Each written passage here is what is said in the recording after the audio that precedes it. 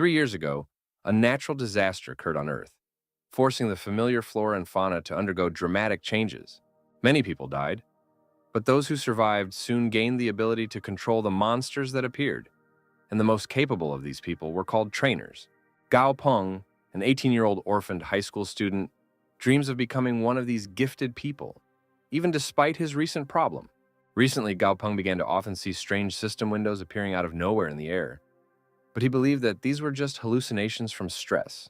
Returning home today on the landing, he suddenly encountered one of the many monsters, and then the strange system window instantly changed, giving its full description. As soon as Penn thought that this no longer looked like a glitch, a spider, almost larger than himself, rushed to attack. Previously, the teacher had told Penn that striped gray spiders were cute and gentle, but now it seemed that this was completely wrong. He ran screaming, trying to get away from the aggressive spider. However, it was incredibly fast and still did not retreat, chasing him. Trying to figure out how to cope with the monster and survive, Gao Peng accidentally caught his eye on the system window with a picture of a spider, where it was written that its weakness was fire. Without thinking for a second, the guy took a lighter out of his pocket and threw it open right at the monster, causing it to burst into flames. Penn was already rejoicing at his victory, when he suddenly saw that the fire from the lighter was too weak for such a monster, and he rose again, even more ferocious than before. But Penn was almost there, one more floor, and he reached the door of his apartment, shouting out the name Dazi at the last moment. The door immediately swung open, and something huge, much larger than himself, threw the gray spider aside, saving Gao Pen. Having recovered his breath after the chase, the guy looked with superiority at the defeated spider trembling in the corner, because behind him now towered his own monster, much stronger and more dangerous.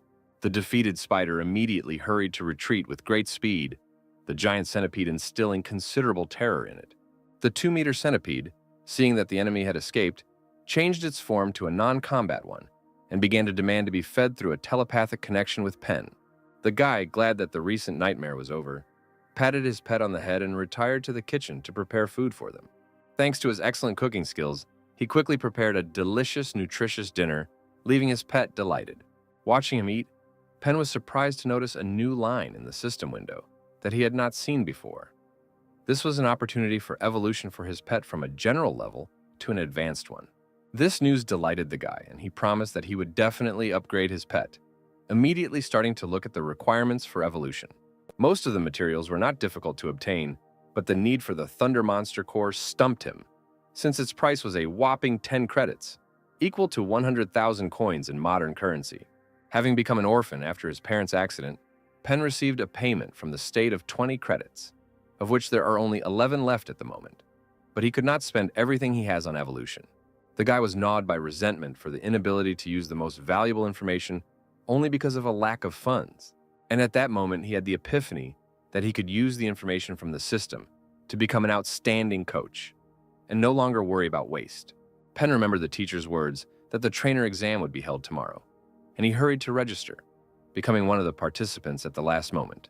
On the morning before the exam, Gao Peng stopped by his neighbor Tang Tang, asking him to take care of his pet while he was away.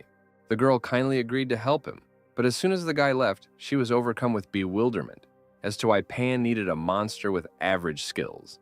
Tang Tang immediately hurried to make a call, reporting to a certain man that Peng was stubbornly fiddling with the useless purple centipede left to him by the man's parents, daughter, and son-in-law. The girl also assured her interlocutor that Pan was safe next to her, recalling the part of the matter that was unfinished by the man. After finishing the conversation, the gray-haired man was angry. He threatened his secretary that his employees only had a few months left to complete the task.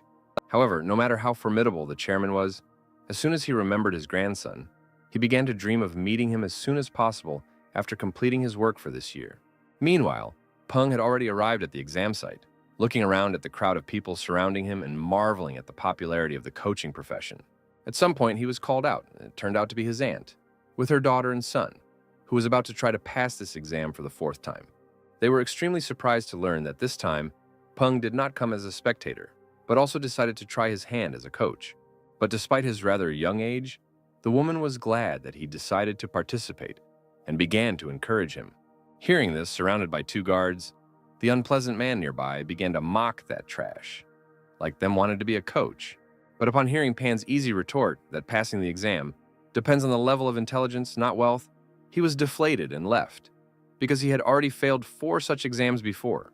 They were interrupted by a sudden noise, signaling the opening of the monster breeding exam and inviting them to enter the building. The man who greeted them, Feng Shu, was a scholar of Chang'an City and the chief examiner, and it was he who told them about the stages of the exam. The first of these was a written test, selecting those who could pass to the second stage. In the task, they were given 3 short videos of a monster, after watching which they had to describe it in detail. A video appeared on the projector with a monster of impressive size hidden in the water, which was visible only in a silhouette, sharp fins and eyes glowing with a bright blue light with a pattern on its body. Before the participants had time to really look at the creature, the screen went dark, indicating the end of the video. The designated time for description of 20 minutes caused the participants to panic because they did not even have time to look at the monster shown to them. One of the few who felt confident was Gao Peng, because with the help of the system, he was able to find out all the information he was interested in. The descriptions of the next 2 monsters from the videos also did not cause him any problems. Gao Peng was absolutely confident in his answers when it came time to submit his papers and looked forward to the results. An hour later, the examiner began to announce the names of the participants who passed the written test. Among those named were his aunt and the unpleasant man with whom they had crossed paths earlier. But Pan's name was not mentioned among those listed, and the unpleasant man did not miss his chance to gloat. Meanwhile, the guy was sitting on pins and needles. He was panicking, wondering that these systems could be wrong. The next thing the examiner asked the audience was who among those present was Gao Peng. Not expecting this, the guy responded a little embarrassedly, raising his hand. The examiner began to applaud, because he did not expect that the candidate, who received the highest score for the written part, would be so young. The rest of the participants were perplexed. They could not believe that such a young man had passed the exam, and even managed to score the highest score. Those few who passed the written stage were led from the classroom by examiner Feng Shu to the hall to take the practical stage of the exam. The man explained that in the rooms behind him there were monsters that the test subjects needed to force to evolve within a week. To pass this stage, all kinds of materials for evolution were also provided, which could be used in limited quantities free of charge to those who passed. Those who fail will have to cover all costs for materials themselves. After the task was announced, the participants began to draw lots for the room number of the monster that they would get. The effect of unpredictability worried Pan. He could only hope for luck. He didn't notice the invisible beast in the box of lots, or the grin of one of the examiners. As a result, Pan got room number 10, and his aunt got room number 6, and they went towards their rooms. Feng Shu announced the official start of the practical exam. Having reached room number 10, Pan greeted its guard, who said that you could contact him if you needed anything. As soon as the issued pass was applied to the lock, the door swung open and a simply murderous aura of the beast came out of it. Walking towards the cage, Pan saw a dark shadow behind the thick bars of the bars, with hot, furious, bright scarlet eyes, the mere glance of which made one feel uneasy. But the guy paid attention not to this at all, but to the line in the system window, where it was written that the red river monkey provided to him was sick and in a weak condition. When asked what happened to her, the person in charge of the room explained that too many experiments had been carried out on this monster before, and she had to be destroyed. No one knew that the real reason for this monster's participation in the exam was the director's deal with an unpleasant rich man who cheated through the written exam. The person in charge of the room recognized that the situation was not fair, and the monkey was already on edge. So he suggested that Peng apply for next year and keep his writing scores.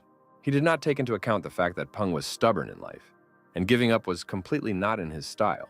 The guard left him in the room alone with the monster and left, and meanwhile the gorilla crawled out of the shadow of the cage and looked at the guy with its hunted gaze, in which one could read a huge series of unsuccessful experiments. Bitterness, resentment, and anger intricately mixed into a kind of madness, forcing him to throw himself with a roar at the thick bars of the cage.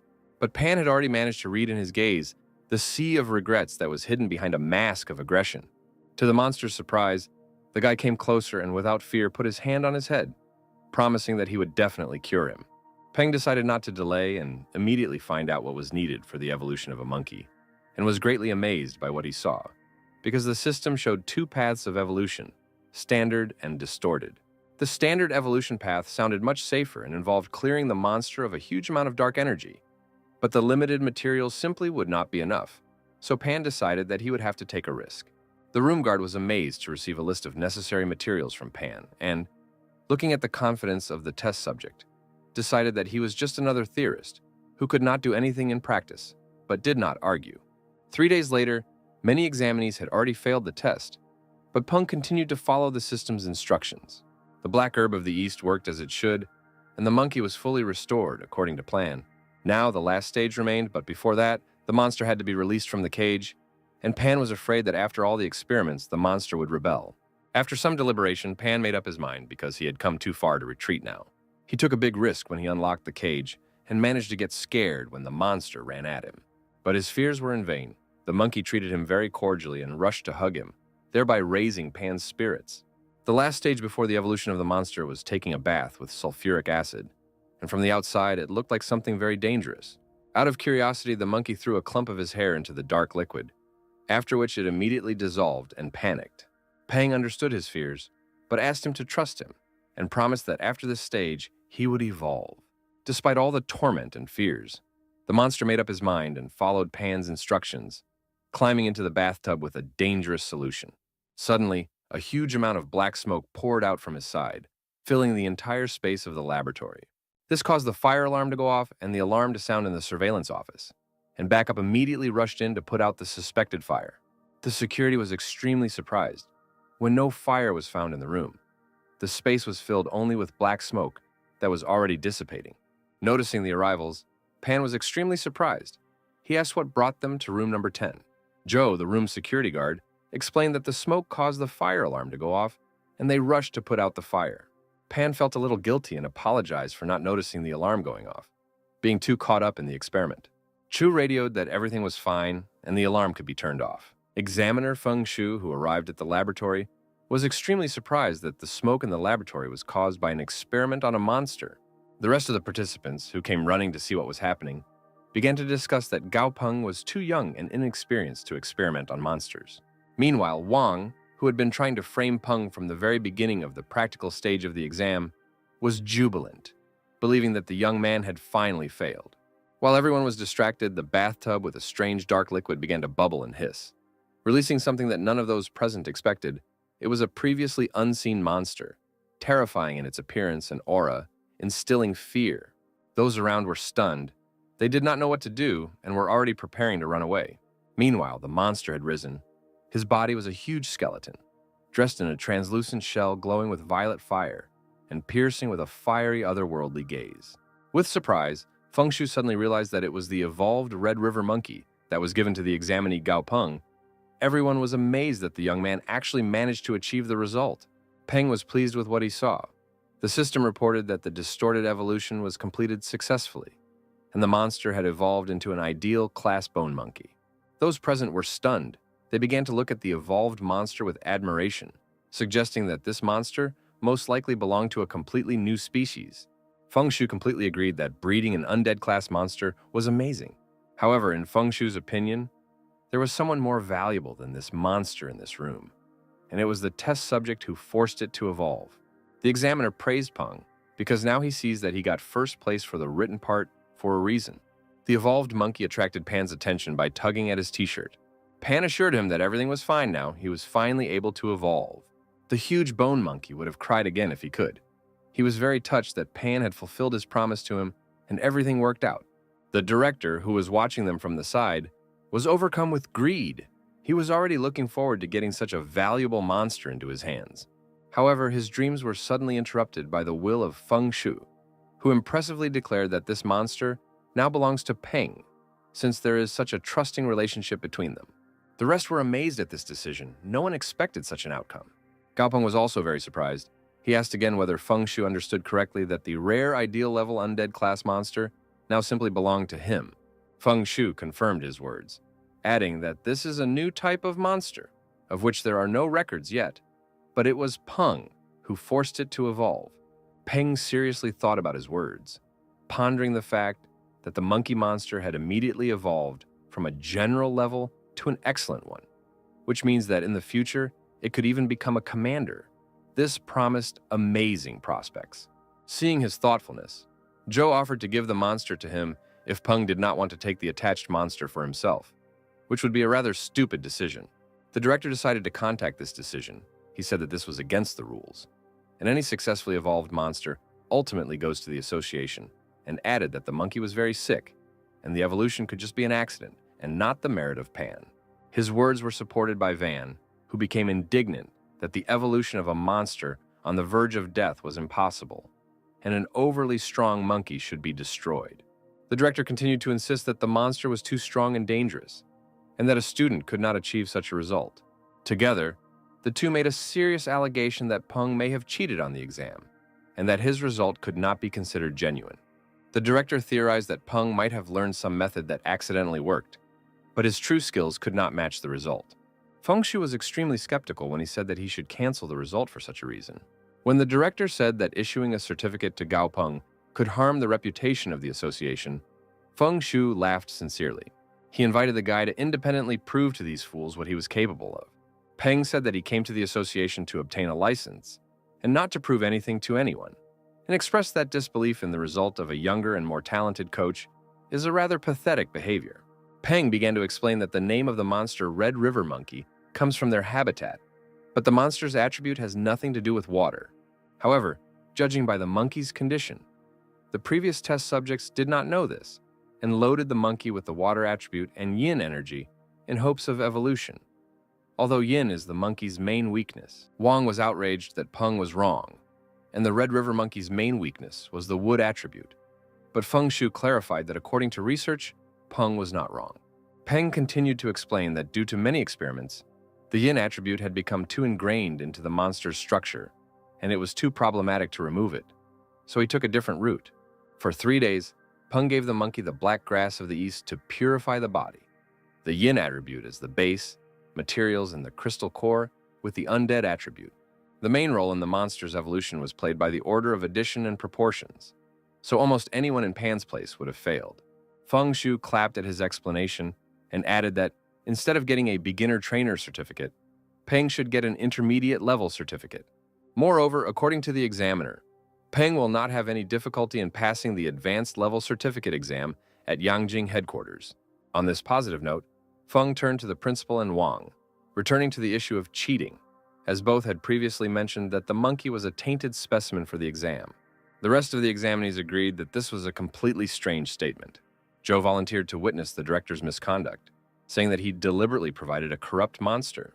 He also mentioned that a bribe from Vash Shu was to blame, and that CCTV footage could confirm this.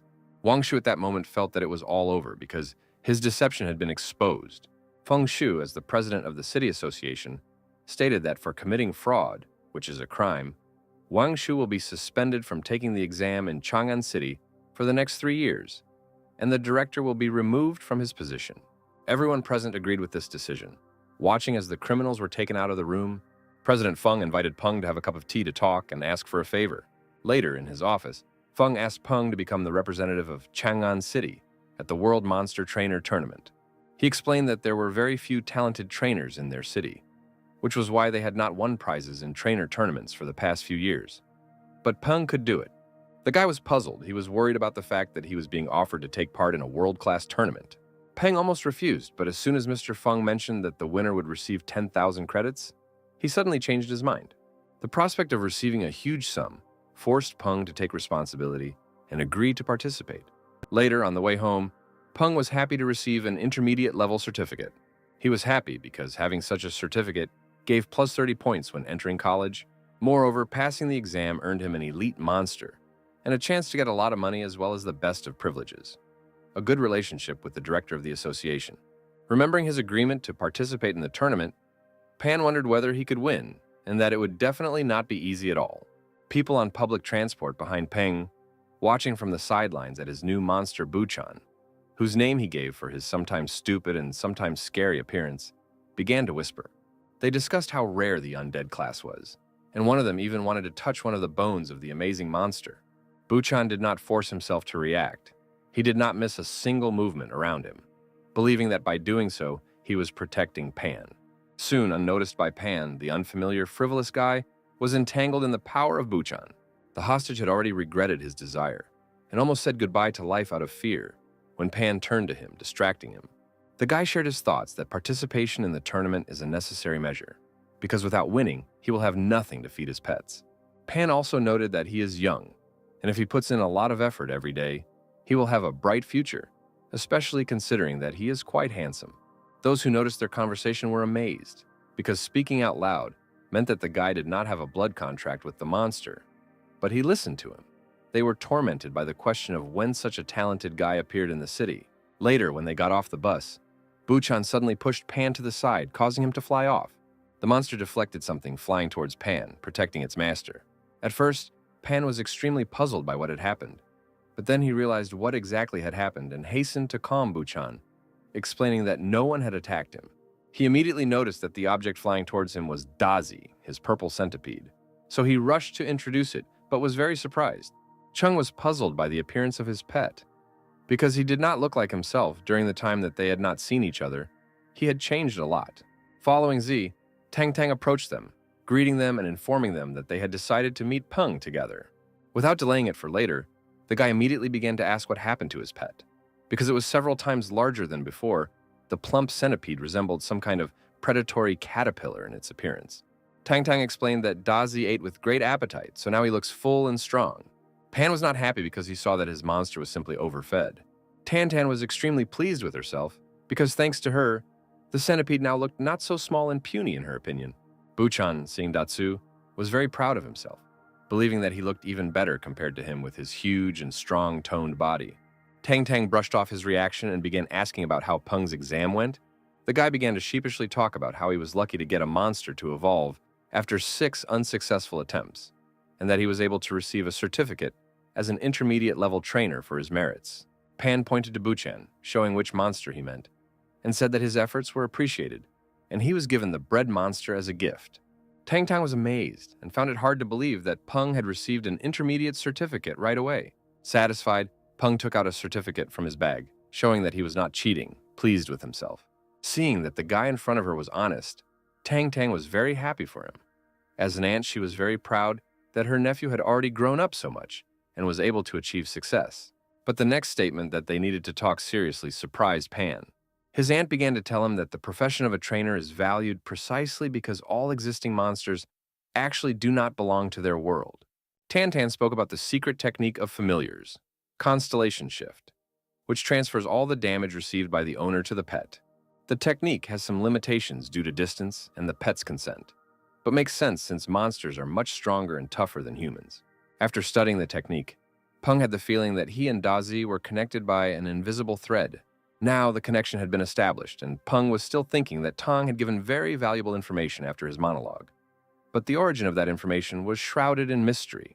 Looking at Z, who crawled towards him, Peng complained about how his pet had gotten fat, suggesting that he should be called a purple piggy instead of a centipede.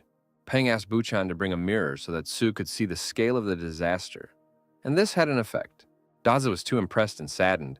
It was hard for him to face the cruel reality in the mirror, to which Peng began to say that he should start doing exercise and losing weight in the next couple of days, after which pumping will begin. Peng imagined what would happen if Z evolved in his current state and was horrified. He did not want this to actually happen. The next day, Peng met with Tantan at her request, promising to help. Ant was extremely happy that he received the certificate and counted on Peng's help. While they were getting to the right place, Ten brought him up to date, telling him that she had previously opened a company together with her friends and invested a lot of money, but their partner ran away, taking everything with him, including the trainers. Peng was surprised that their office was located in the most prestigious area of the city. He suspected that rent here was very expensive. The aunt felt awkward from his words and began to make excuses by saying that business had been good before, so she rented this place. But after the trainers left, business began to decline. Pan decided that his aunt was behaving extremely suspiciously, but did not say anything out loud. Tang Tang said that the office was on the 3rd floor and that she would give Peng the best conditions in the trainer market, as well as 20% of the company's shares. She also said that this work would not interfere with her studies in any way, and that Peng could come at any time free from classes. Peng was perplexed by the level of his salary and said that for the same money his aunt could hire 2 coaches at once. But she objected that in this case, it was a matter of quality, not quantity. This seemed strange to Peng. First a scroll with a secret technique, then an exorbitant payment. If anyone else had been Tang Tang, he would have already suspected something was wrong. But it was Aunt who took care of Pan when he was orphaned, and if anyone could be trusted, it was her. Therefore, casting aside doubts and suspicions, he decided to follow her. Tang Tang, meanwhile, was very excited. She was very worried and was glad that Peng was not too suspicious of her and did not notice anything. Upon arriving at the office, the two of them were greeted by a rather pretty girl, whom Tang Tang introduced as Shun Xuan's secretary, and Peng as a coach hired by the company. Having finished with the introductions, Tan ran off to run errands, leaving the acquaintance with her colleagues and the office to the two of them. Such frivolous and unpredictable behavior always confused Pan, but he could not do anything about it. Xuan kindly invited the guy into the office to fill out employment documents. While filling out the information, Xuan was disappointed in Peng. Comparing his age with the intermediate level certificate, she decided that he was a stupid guy with a lot of money who got the certificate by cheating. Peng, meanwhile, was talking about the size of his salary and came to the conclusion that he should not underestimate his abilities because his evolution method gives 100% results, which no coach can do. After finishing entering the data, Xuan returned the certificate to Gao Peng, saying that the registration was completed. But the girl also doubted Peng's chosen pay rate because he had too little experience, and if he lacked the skills, the organization's reputation would also suffer. Pan was extremely dissatisfied with the doubts expressed by the girl and wanted to be indignant on this score, but he was interrupted. The office door swung open and a man burst into the office, demanding that Peng prove with his deeds that he was worthy of the salary he had designated. The man, looking both furious and exhausted, also said that if Peng could cure his pet, then his payment would not be 3, but 10 times the trainer's standard rate. Xuan tried to calm the man's fiery mood, and Peng said that he would not need 10 times the payment. The guy said that this was his first job, and as a bonus, he would do everything at a pre-announced price. The man was perplexed how he could so confidently claim that he could heal the beast. Peng corrected him, saying that for the final verdict, he needed to see the pet to assess its condition. The exhausted man decided to trust the young guy and took out the carrying container in which his beast was located. Xuan gasped at the sight of the bleeding, trembling pink lump in the man's hands. The pet's appearance made it clear that its condition was serious at the moment, and the man clarified whether Pan could cope with the healing of his beast. Pan carefully examined the data on the electric mouse in front of him, noting the line about minor injuries before seeing another system window. A bright red notice warned of danger and that the beast needed to evolve as soon as possible. Pan immediately asked the man what he fed his pet, realizing that he felt bad because of it. The man admitted that he fed the mouse a jade bloody mushroom because he wanted his pet to evolve faster.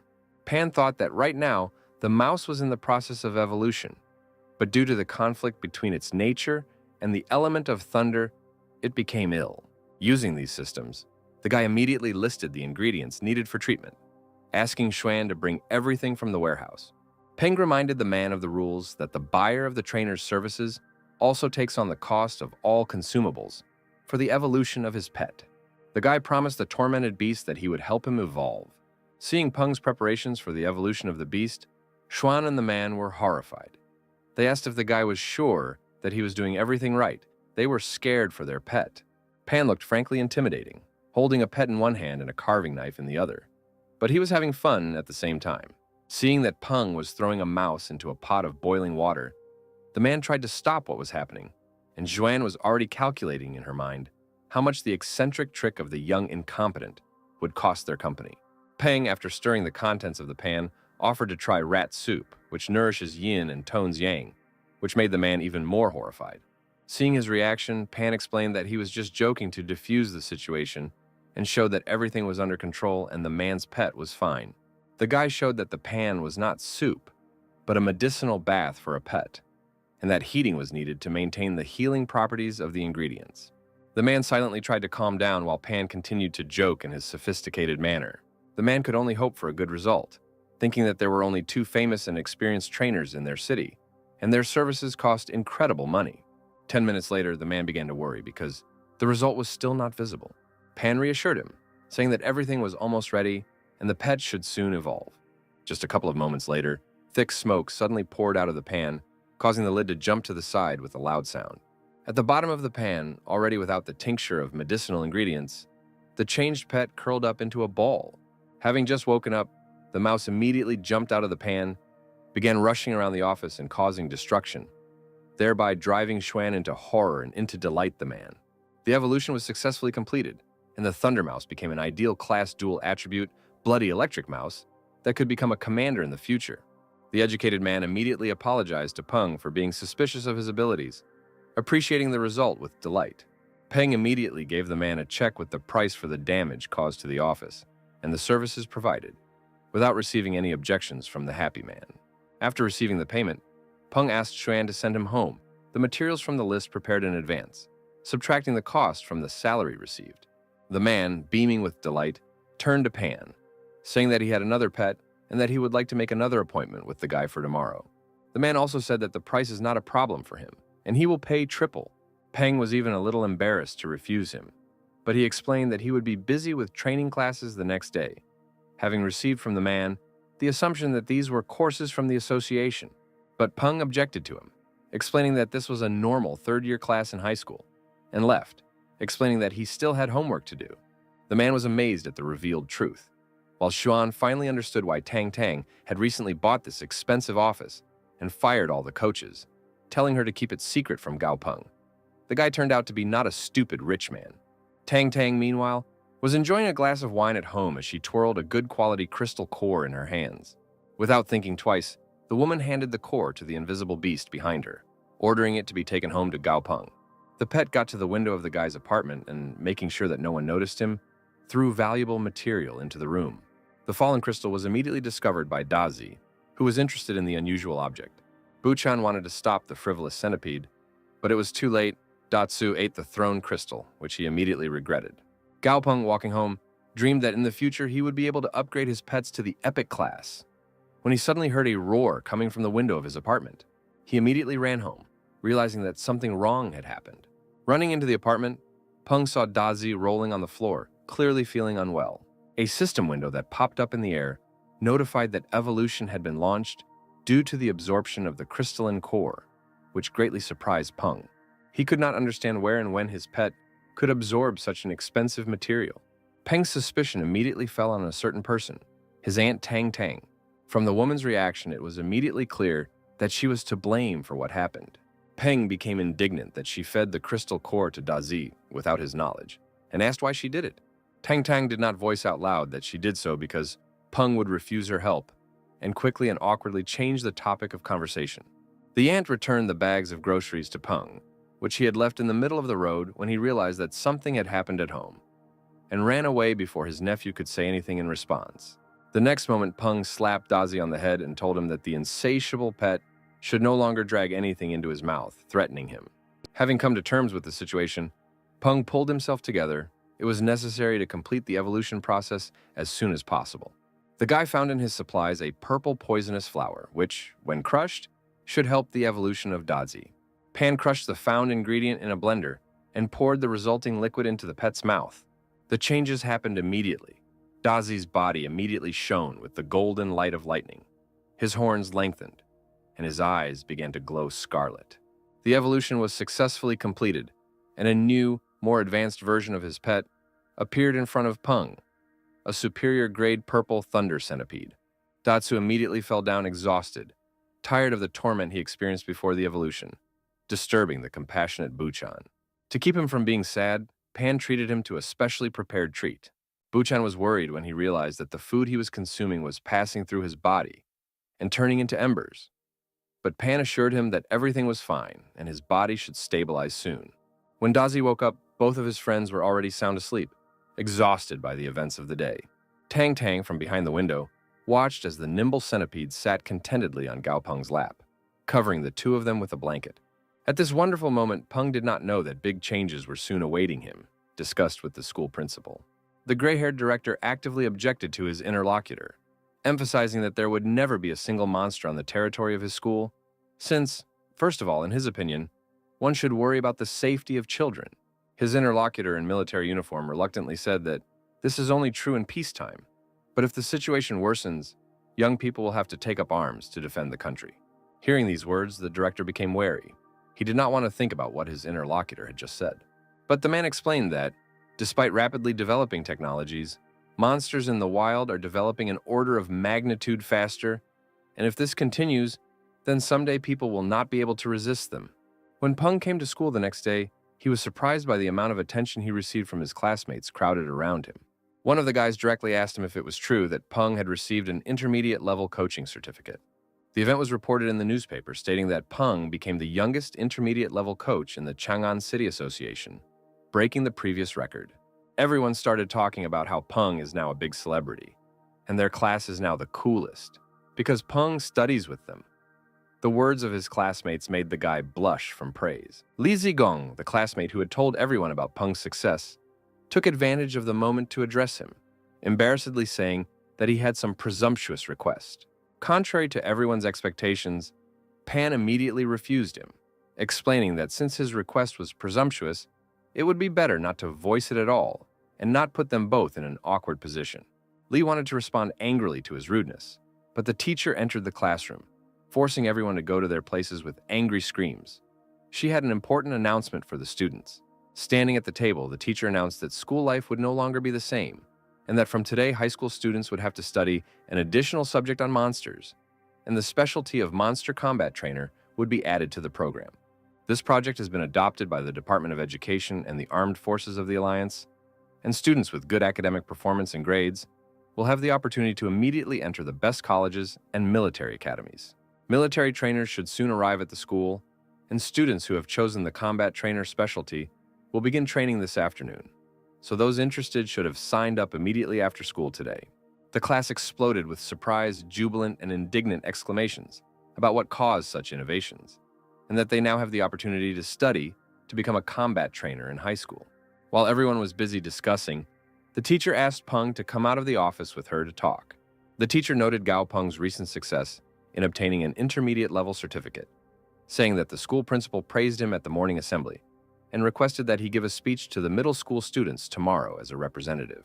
Without hesitation, Peng refused, asking to find someone else to play the role of the school representative, explaining his decision by saying that he did not like unnecessary attention. Without giving the teacher a chance to object, Peng enthusiastically shared his intention to apply to become a combat trainer. The teacher warned the high school student, saying that although a combat trainer is a good, highly paid profession, he should not rush forward so much. Good academic performance and a certificate as an intermediate-level trainer already opened up great prospects for the future for Peng.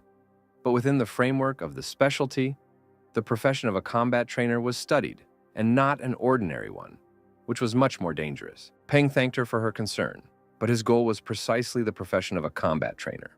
Peng thought that he did not want to know only theory, but in real combat conditions, he had an excellent opportunity to learn much more and also become stronger. And since both exams could be taken at the same time, Peng was going to become an expert on both professions. The teacher chose not to dissuade him, saying that this was a dream that he was going to realize, and expressed the hope that Peng's decision was balanced and thoughtful. The high school student warmly thanked her for her trust. In the afternoon, a group of high school students gathered at the school to participate in the selection process for the specialty of military pet trainer. Among this self-confident crowd, there was also a familiar face. It was his classmate Li Zigong, who was wondering why Peng, with his excellent grades, would apply for a new specialty and receive the same question and response. Li justified his motivation by saying that his favorite anime as a child was Pokemon, and he now wants to become the most powerful trainer in the world. His fanatically naive approach did not inspire confidence at all. Tired of listening to his nonsense, Pan went towards the people crowded around the stage. He arrived just in time. The colonel was about to begin his speech. Someone from a crowd of school children said that there was nothing special about the big guy on stage, just a mountain of muscles. However, the flaming look of the man who heard him clearly said otherwise. Pan mentally noted to himself that the instructor is not as simple as he seems.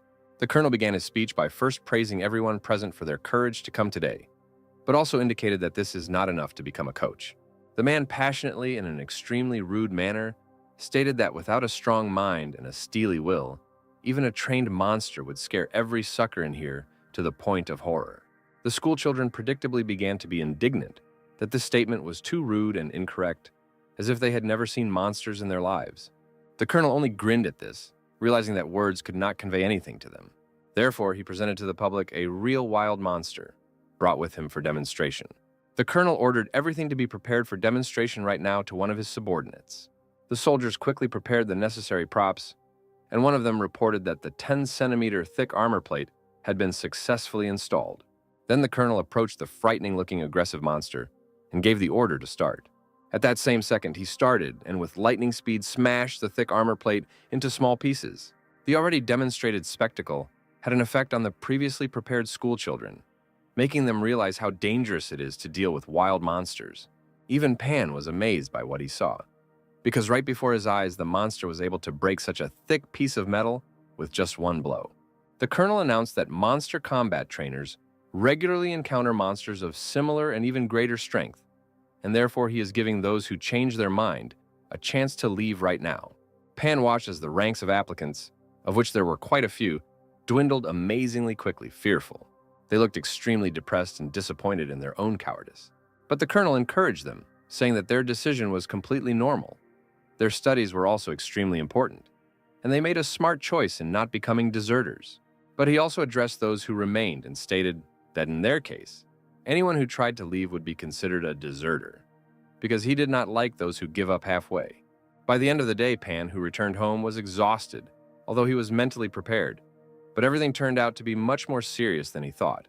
Colonel Chen also informed the students that in a month, only 200 students from the entire city would remain, and the rest would be expelled.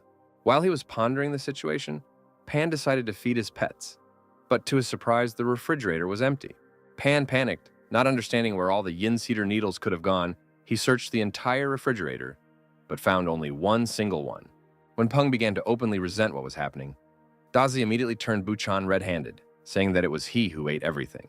Pan did not scold Buchan, realizing that this was his personal mistake, because he underestimated the monster's appetite. Now, the food for both pets was built in accordance with the recommendations of the system, and Peng placed an order for the next portion of yin cedar needles for Buchan and thunder figs for Dazi, thinking that such food was costing him a pretty penny. The more materials Pan provides to his pets, the faster they will move to the next stage of evolution. But there, they will already need even rarer materials, and this was worth thinking about in the future. The very next morning, Peng had the opportunity to see a kind of zoo at the entrance to the school. Many students everywhere were trying to keep their pets on a leash, while others were getting theirs out of trees. And this spoke louder than any words about their lack of training skills. One rather fragile-looking girl came with a pig-like monster the size of a small truck, and it seems she didn't know what to do with it. Pan turned to the girl, asking if it was her monster, to ask to clear the passage, because the monster had completely blocked the main entrance to the school building. The girl felt awkward. She began to make excuses that when she bought the pet, it was very tiny, and she did not expect that it would grow up to be so huge. Seeing the pandemonium, one of the military trainers approached them, asking what happened and why the beast blocked the entrance. Having not heard an intelligible answer, the trainer gave an order to his animal, similar to the one that was present at the demonstration. The wolf immediately growled, looking aggressively at the pig several times his size. This had an effect. The huge pet trembled and recoiled, moving to the side and thereby clearing the passage. Once the problem was over, the coach informed them that their training was starting right away. The assembled students were lined up with their monsters, listening to the words of the trainer that today would begin training in Monster Command, a basic skill necessary to form a full-fledged monster squad in the future. A beast may be strong, but without obeying orders, it becomes useless, as happened this morning. Before starting training, it is important to understand the monster's habits and preferences in order to build good relationships with him in the future. As an example, the trainer cited his wolf, whom he fed with his favorite black pork, played and slept with him every day, after which he became ready to obey any orders of the man. The trainer also said that breaking an armor plate with a blow of its tail, demonstrated earlier by the colonel's beast, is not a natural skill, but a skill developed during training. Due to the stress, its tail became stronger, and the beast eventually acquired an additional means of attack, in addition to its claws and teeth. The trainer asked his comrade to demonstrate the skill of his silver wolf. The red-haired man explained that the development of animals of the same type can occur in different ways, and that during training, each animal improves its strengths. He demonstrated this by throwing a stone, after which his wolf immediately rushed, catching him in flight and breaking him into crumbs with his bite. Both Peng and Dazi were amazed by what they saw. The strength of the beast's bite seemed incredible to them. The trainer continued to explain that there are currently 5 categories of monsters, including attacking, defending, supporting, healing, and controlling, with some monsters being a combination of these. One of these is the vine, which can act as both a defense type and a control type, although experienced trainers can also develop it as an attack type. After the explanations, the students were asked to move on to practice, explaining that they need to start small, for example, use wood to train bite force, gradually increasing hardness. Those who decided on the category of their monster could register and take the necessary training materials. Peng was faced with the question of how best to train Dazi, and, remembering the study of the secret technique of transferring damage, he decided that he should focus on defense first. Pan also thought about the monkey monsters he had seen earlier, carrying large boxes of educational materials, managing despite their size. This gave him the idea of a mutant monster, a fierce fighting monkey, which has a ferocious and aggressive disposition and therefore pays great attention to defense. From birth, the parents set an example for the cubs, forcing them to violently attack first trees and then rocks with the help of their bodies. This approach leads to injury, but the skin becomes stronger as it heals. Therefore, in adulthood, fighting monkeys have a muscular and tough body due to hardened, calloused scars that form a kind of armor. Peng decided to use this approach to improve the defense of Dazi and selected training materials suitable for this. Returning to the training field, Peng informed Dazi that he had found an excellent way to train. Pulling out an auxiliary object from behind his back, Pan said that it was better to bleed to death now than to bleed in the future. With the statement that learning is hard, fighting is easy, Pan grabbed the sledgehammer with both hands, promising that he would try to be gentle. Frightened, Dazi immediately ran away, trying to escape from the torture destined for him. After this, Peng was forced to rush after the pet, explaining that this was all for his own good, until he managed to stop Dazi. At the end of the week, on a day off, when there was no need to wake up early in the morning for training, Peng hoped to sleep longer, but was awakened by a loud knock. He still had to get up and go cook breakfast for his pets, despite the desire to sleep. While frying pancakes, Pan complained that he was helping his pets, but at the same time, he was suffering the most, and this was unfair. However, all this was not in vain, because thanks to the additional nutrition, Dazi increased in size and successfully reached the 10th level, and Boo also received a promotion. But all this was not easy for Peng, because his hands were sore after training with Dazi, and almost his entire salary was spent on Boo's food. Boo noticed Pan's phone ringing on the table and answered immediately, allowing Pan not to be distracted from cooking. The caller introduced himself as the CEO of the Blue Shield security company named Woot Liu Sunlin. He asked for a meeting to discuss a certain proposal that should be beneficial to both of them. They decided to meet at the office where Peng currently works this afternoon. At the meeting, Mr. Liu introduced himself again. He was a pleasant-looking, middle-aged man in an expensive-looking suit. He announced that he would like to offer Peng the position of trainer consultant in his company. Peng wondered why they turned to him, because there were many other intermediate-level trainers in Chang'an City. He could not understand what made the director of a large company come to him. The man said that Peng was overly modest and underestimated himself. He recalled that there were only 2 established intermediate trainers in their city. One of them, Director Chen from the Trainers Association, was too busy to work in their small company. The other one, Shanlin, is #1 in Chang'an and works for the government as a trainer consultant. When comparing Peng with other intermediate-level coaches, Director Li would prefer to trust the young and talented Gao Peng. After thinking, Peng decided first of all to put forward some mandatory conditions in the form of working only on weekends and refusing to sign a full-fledged contract, guaranteeing only a refusal to help the company's competitors. The director immediately agreed without any objection, handing a pre-prepared part-time contract for Peng to sign. Peng was extremely surprised when he read its contents, because it was a one-sided contract with no mandatory requirements for Peng, with an annual salary of 500 credits and a commission of 50 credits for each successful evolution of the beast. This offer turned out to be too good to even think about refusing, so P immediately signed his name, agreeing. Immediately after that, Xuan knocked on the door and entered, reporting that Mr. Ma came to the previously scheduled meeting. Director Li immediately collected himself, saying that since the contract was signed, he would not detain Mr. Gao any longer, and left the office. Taking the elevator downstairs, the man immediately made a call, informing his uncle that the contract had been signed. But he did not understand at all why, out of all the intermediate-level trainers in the city, they chose Gao Peng. Meanwhile, Pan had already begun the reception in his office. He carefully examined the monster brought by a man he already knew. The cute and beautiful tree-class monster called the Flower Fairy was very beautiful and had a pleasant aroma. Peng asked if the man wanted to develop this fairy even with her current abilities. Ma told him that in 6 months, the Flower King tournament would be held in Chang'an City, and he would like to participate. Peng was shocked, because the man, possessing a flower-type monster, as rare as the undead, with amazing healing properties, was just going to take part in a beauty contest. Even Zhuan awkwardly asked whether girls usually participate in the Flower King competition. To which the man replied that this was true, but he always really wanted to participate, even if he was looked at very strangely when registering. Ma also said that the fairy is his second beast, so he wants to provide her with a happy future. The man persistently asked Pan to take care of the fairy's development so that she would have every chance to take first place. Peng was surprised by the strong concern for the beast, but promised that he would take care of it.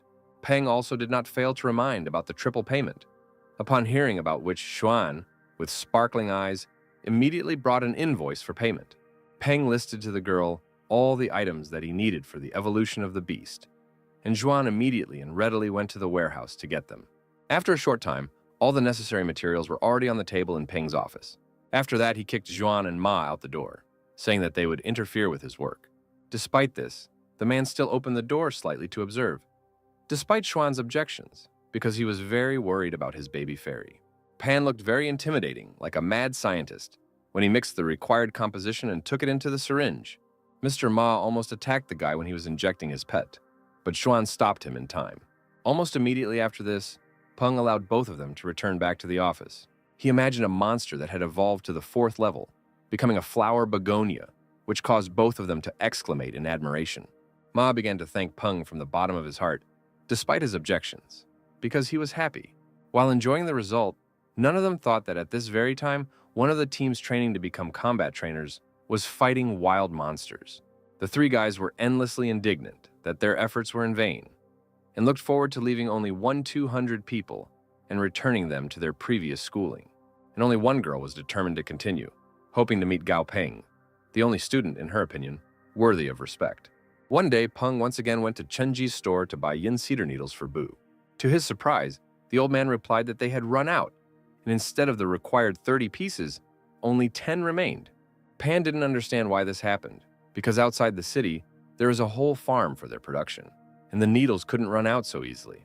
The old man then explained that the supply stopped a week ago due to spiders eating all the supplies with the yin attribute, which is why the entire farm area is now occupied by the army. Also, other monsters also became prey for the spiders, and if the farm owners had not, they need Peng to force the devil mantises to evolve before they leave to increase the chances of a successful completion of the mission. Peng immediately asked to be brought to the devil mantises to inspect their condition. Director Li, in turn, asked the guy to take the task responsibly, since it is very important for the company. At the previous alliance meeting, many of the bans suppressing unofficial forces were even lifted due to changes in wild monsters. As soon as they arrived, the director showed Gao Peng the hall where all the devil mantises of the company were located. He also promised that enough people would be organized to help him. In addition, the man informed that if Peng completed the task, the reward would not disappoint him. This statement encouraged Peng, and he assured that he would cope with the designated work, immediately starting execution. Director Li watched his work progress from the observation floor, soon encountering a worker who approached him and wondered what Mr. Gao was doing there. He began to talk about how, from the moment he started working, Pan did nothing but examine and touch monsters, like an old man in a grocery store. Besides, the guy looked to be about 20 years old, which inspired doubts about his abilities. But the director immediately stopped his reasoning, telling him to shut up. Otherwise, he would run into trouble. In fact, the director himself had doubts, but his uncle entrusted the future of the company into the hands of this child, and he could only believe in the justification of this decision. Having finished examining all the mantids, Peng listed a dozen mantids from different parts of the hall, as well as the materials he needed to provide for evolution. The director ordered that everything listed by the guy be brought immediately. The director was sincerely amazed by Pan's abilities, because in 10 minutes, he was able to identify the 10 strongest monsters without making a single mistake. In the man's opinion, the skills demonstrated were not those of an intermediate-level coach at all, as Peng had done it faster and better than most of the top graduates, being so young. Having received all the necessary materials, Peng immediately began work. Sometime later, the already dozing director was called out, notifying him that the work was completed. Everyone in the laboratory was incredibly happy, watching how the monsters evolved one after another in Pan's skillful hands. The employee who had previously expressed his doubts to the director, along with everyone else, showed his admiration for the young trainer, who had brought the monsters to the evolution into 4-winged jade devil mantises of the rank of superior class commander. Now Pan looked in the eyes of those around him, not like an unpromising schoolboy, but like a real treasure. Later, Peng focused on his personal training with Dazi, and his pet showed increasingly good results. As a reward for his efforts, Pan treated the pet to his favorite dried insects. But against the backdrop of his personal victories, the laughter of other students suddenly sounded. Many of them became completely lazy and began to simply leave training without a twinge of conscience. And the teachers simply ignored this, helping those who were trying to achieve progress, which in general was a fairly logical decision, because people without an understanding of the discipline would hardly be able to fight effectively during hostilities in the future. Unexpectedly, a very tall girl named Mu Taiying approached Peng, saying that he was excellent at training his beast. The big difference in height greatly embarrassed Pan. He couldn't help but think that if she were a man, she would definitely be popular with girls. But out loud, he only thanked her for the praise. The girl approached Pan to tell him that she would like to unite into one team. She explained that in the later stages of training, there would be doubles matches with mandatory grading at the end, so she would like to team up with someone who is committed to training. The girl's words impressed Pan a little, but first he needed to evaluate her beast, which he reported. The girl immediately called her pet, and a huge iron rhinoceros ran up to them. Tyan shyly introduced the monster as her baby, patting her on her huge armored side. This sight shocked Peng and Dazi to the core, because the monster was simply huge. Also, before starting to cooperate, the girl warned that her pet, Lianzi, is very timid. Due to excessive timidity, they decided to focus on defense, because Lianzi's character is not at all suitable for an attacking type, but she has tough skin and a high pain threshold. Peng carefully considered the proposal to unite them into one team. He saw many animals here, but almost all of them were of the ordinary class, and only a couple of dozen were excellent. And there were only 2 ideal ones, and one of them was the iron rhinoceros Tyne. After some thought, Peng came to the conclusion that if there was protection, Dazi could develop poisonous attacks and impressive speed, thanks to which an ideal duo could be formed, having both a sword and a shield in the team. While Peng was thinking, the girl decided that Peng was hesitant and did not want to cooperate, so she prepared to leave. Pan stopped her, saying that he agreed to cooperate and wanted to form a team. He said that character can be polished through training, and this is many times better than being on a team with slackers. The girl was incredibly happy when she heard his words, beaming with joy. She became extremely zealous in thanking Pan with 2 intense and strong handshakes, to the point of discomfort. In the war zone in the dark forest, meanwhile, military detachments were gathering, preparing for battle. Director Lee greeted the blonde woman, Captain Song. Lee noted that based on recent research, gray devil spiders are very afraid of fire, which Captain Song's team is excellent at handling, which guarantees their success in this mission. She, in turn, noted that Director Lee's devilish mantises are considered forest killers, and this will help him complete the mission the fastest. Despite the exchange of pleasantries, their glances shot lightning at each other, betraying mutual hostility based on competition. One of the military men began a speech to the crowd, providing basic important information about the monsters that he had learned. It's likely that gray devil spiders hunt their prey in groups and then bring it back to their nests to ensure enough food for their mother, spawning a new, even more fearsome wave of spiders. Drawing attention to the importance of the mission, the man drew attention to the importance of cooperation, because upon successful completion, everyone will be generously rewarded. Many understood the military's fears about the possible internal struggle of civilian organizations and agreed that in this case, it was necessary to work together. Having heard no objections, the man in uniform also added that, according to the agreement, the military would provide fire support, after which he launched the demonstration. Immediately, a series of shots from nearby tanks obediently rang out. Powerful volleys flew out, exploding in flames and leaving deep dents in the ground. Director Lee noticed that, after pretentious words about cooperation, the military suddenly decided to simply show off their weapons.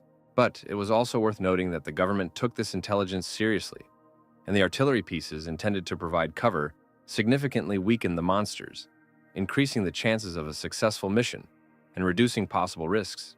Song was indignant that it was not for him to talk about the risks, having 8 commander-rank monsters with him, provided that in most organizations there are no more than 3 of them. Director Lee just laughed with superiority, answering out loud that most people hide their trump cards, and their company is too honest for such a farce. Suddenly, a deafening sound of unknown origin was heard, causing everyone in the military operation to panic. One of the trainers noted that the devil mantises were behaving strangely, as if they were afraid of something. A moment later, something terrifying appeared from behind the treetops. It was an ape-like monster, engulfed in flames, as tall as a multi-story building with a burning gaze. Director Lee exclaimed in shock as he recognized the monster. It was Halo, a Lord-level monster. This very monster was the guardian of the dark, pleasant forest in which they were all now. The gigantic monster began to go on a rampage, frightening all the gathered people with its roar, causing them to panic.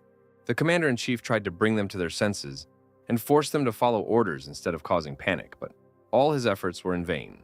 And suddenly, at the peak of hopelessness, another monster appeared in the sky. It was a proud eagle, shining with golden light, equal in size to the enemy. It instilled hope in the souls of people who recognized it. The eagle gave a worthy rebuff to the ruler of the forest and completely consumed his fire. The defeated enemy walked away, giving peace to the people below saved by the eagle. While the others were recovering from the shock of what had happened, the military commander emphasized the need to complete the mission as soon as possible, because at this stage, they would no longer be able to provide military support. Suddenly, a voice was heard commanding the formation and announcing the arrival of an elite military detachment. The commander-in-chief immediately became embarrassed, beginning to say that his detachment would have managed it anyway. But the commander of the arriving elite military detachment objected that the situation began to become more difficult and unpredictable, defying all forecasts. So the unification of the forces of the government and organizations was extremely necessary. Sometime later, they organized the work again, and the troops moved into the Spider Cave. Captain Song's squad successfully advanced thanks to the strength of the fire-type monsters, killing the spiders one by one along the further path. But one of the girls objected that this cannot continue, and they are wasting their energy in vain because, despite the effectiveness, there are more and more spiders, and this will soon lead to exhaustion. Listening to the girl's words, the leader ordered a change in formation, pushing the defensive animals into the first row and the support into the center of the line, leaving the flanks for the attacking type animals. And they continued to move with a focus on close combat. This tactic made the expenditure of energy more efficient in real combat conditions, and the spiders began to be exterminated one by one. The coaches were delighted with how effective their new tactics were. Moving deeper into the cave, the girls heard the sounds of many footsteps. The sound came from one of the passages, which perhaps meant that the place they needed was close. Captain Song, after expressing this assumption, gave the command to her squad to go to the source of the sound. Coming out of the stone passage, they saw far below the picture of the battle that opened before them. These were detachments of the companies with which they collaborated, and the military waging a battle with the monster. At the moment, they concentrated all their forces on breaking through the Spider Queen, which had a weak attack, despite its size, because its main task was reproduction. Director Lee asked to trust him and ordered the back row to aim for the eyes of the uterus, and the rest to continue to attack the legs, saying that this way they would definitely win and share the reward fairly for everyone's merits. The soldiers accepted his command without objection and began to follow the assigned tactics. Further, all the blows were calculated for pure force, because the armor in front of them was very dense. Captain Song's subordinates began to talk about the need to go down and help the others. Otherwise, in the future, the military could cancel their contribution to the mission. Captain Song agreed that she couldn't just sit on the mountain and watch the tigers fight, but she had a bad feeling, as if something was wrong with this monster. The joint attacks of the fighters finally yielded results, and the protection around the eyes of the spider's uterus was broken. It was necessary to continue the fight. The dark mantises began to strike directly at the monster, wounding it in the head with great force, and this became a fatal mistake. The wounded monster went berserk and roared, causing the squad to fall from the heartbreaking sound at that very moment. No one remembered who exactly said that the Spider Queen had no attacking abilities, but it was obvious that this person had greatly miscalculated, exposing everyone who was now in the cave. Hearing about this, Director Lee suddenly saw something strange, a golden light surrounding the monster, which was the ruler's halo, which caused the man to panic unaccountably. The director immediately jumped on one of the mantises and, shouting that they had interrupted the process of evolution of a monster at the peak of the rank of commander, ordered everyone to escape from the cave as quickly as possible if they wanted to stay alive. The military, who remained outside waiting for the squad to return from the mission, began to worry that the squad had not returned for more than 3 hours, but they were allocated 5 hours for the mission, so it was too early to panic. But one of them suddenly saw a shadow towering over the forest, glad that someone had returned, which means the mission should already be completed. However, the commander immediately noticed something strange in the fact that there was only one approaching object. He instantly commanded his subordinates to prepare for battle, preparing for the worst. Director Lee, riding a praying mantis, began waving his hand and shouting that he belonged so that they would not shoot at him. As soon as the mantis landed, the man immediately fell to the ground. His legs could not support him at all, and one of the soldiers ran closer, asking what happened and where everyone else was. The director suddenly grabbed the soldier by the tie, indignant that the government sent their teams to the slaughter to fight the Spider Queen at the peak of the commander's rank. He was furious at the situation. The commander approached them and asked them to calm down in order to explain properly what happened.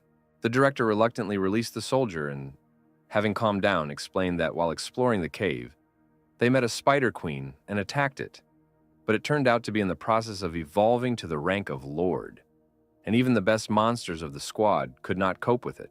The commander addressed the group of people with him, outraged that their government research had given false information about the Queen Spider having no fighting power. Another figure suddenly came out of the forest. This man turned out to be the head of a special military detachment, who was also overtaken in the cave. The commander immediately asked him about the situation, where was the Queen Spider and whether they were chasing him, to which the man replied that the spiders had chased the rest of those who had escaped, who scattered in different directions and disappeared into the forest. After that, everyone broke into groups, discussing what happened and deciding what to do next. The commander said that if he had known about the real state of affairs, he would have sent more people and artillery. If it had been possible to capture the Spider Queen and train it properly in the military zone, it would have significantly strengthened the military district. But now it was completely useless. That's what worried the commander, unlike the director, who was worried about the fallen people. But now, the commander did not see a problem in the existence of the Spider Queen in the forest, considering her only garbage, because just as two tigers cannot get along on the same mountain, the ruler of the dark forest will not allow her to live. Meanwhile, Peng observed the result of Dazi's training, who smashed another obstacle to pieces, amazing other students and their pets with his skills. Seeing such fantastic results, high school students who did not understand the essence of coaching simply shouted at their students, telling them to follow the example of the cool centipede. In Pan's head, satisfied with the work he had done, was the story of Director Lee, who, on a government mission, met a monster at the peak of the rank of commander and one rank of lord, which was quite dangerous. He also thought that the body of a general class monster is worthless, while an epic class would be enough to buy good materials. So he should strengthen Bu and Dazi to lord rank as quickly as possible to increase their power in the wild. Promoting monsters will increase Peng's reputation as a trainer, in which case it is worth going to Yanjing City to get an advanced monster trainer license and expand your capabilities. Bu has already reached the 14th level, but unfortunately, buying yin cedar needles anywhere is not yet possible. And the supplies at home are exhausted, and now Bu sits near the refrigerator all the time and looks at it sadly. Dazi also progressed a lot, reaching the 13th level. Pan was distracted from his thoughts by Taiying approaching. She brought Pan notes that she had taken during the training and development of her pet Lianzi. Peng decided that since they were teaming up, he should find out more about the protective abilities of the girl's beast, and her notes would help develop the ideal tactics for development and combat, as well as learn about her character. After looking at some funny comments among the notes, Pan laughed a little but realized that Taiying was extremely serious. A voice was heard from the speakers located around the training field, announcing the need to gather in front of the podium and the cancellation of free practice. The trainer who met them announced that the first stage of training was over, and before the start of the next stage, some conclusions would be announced.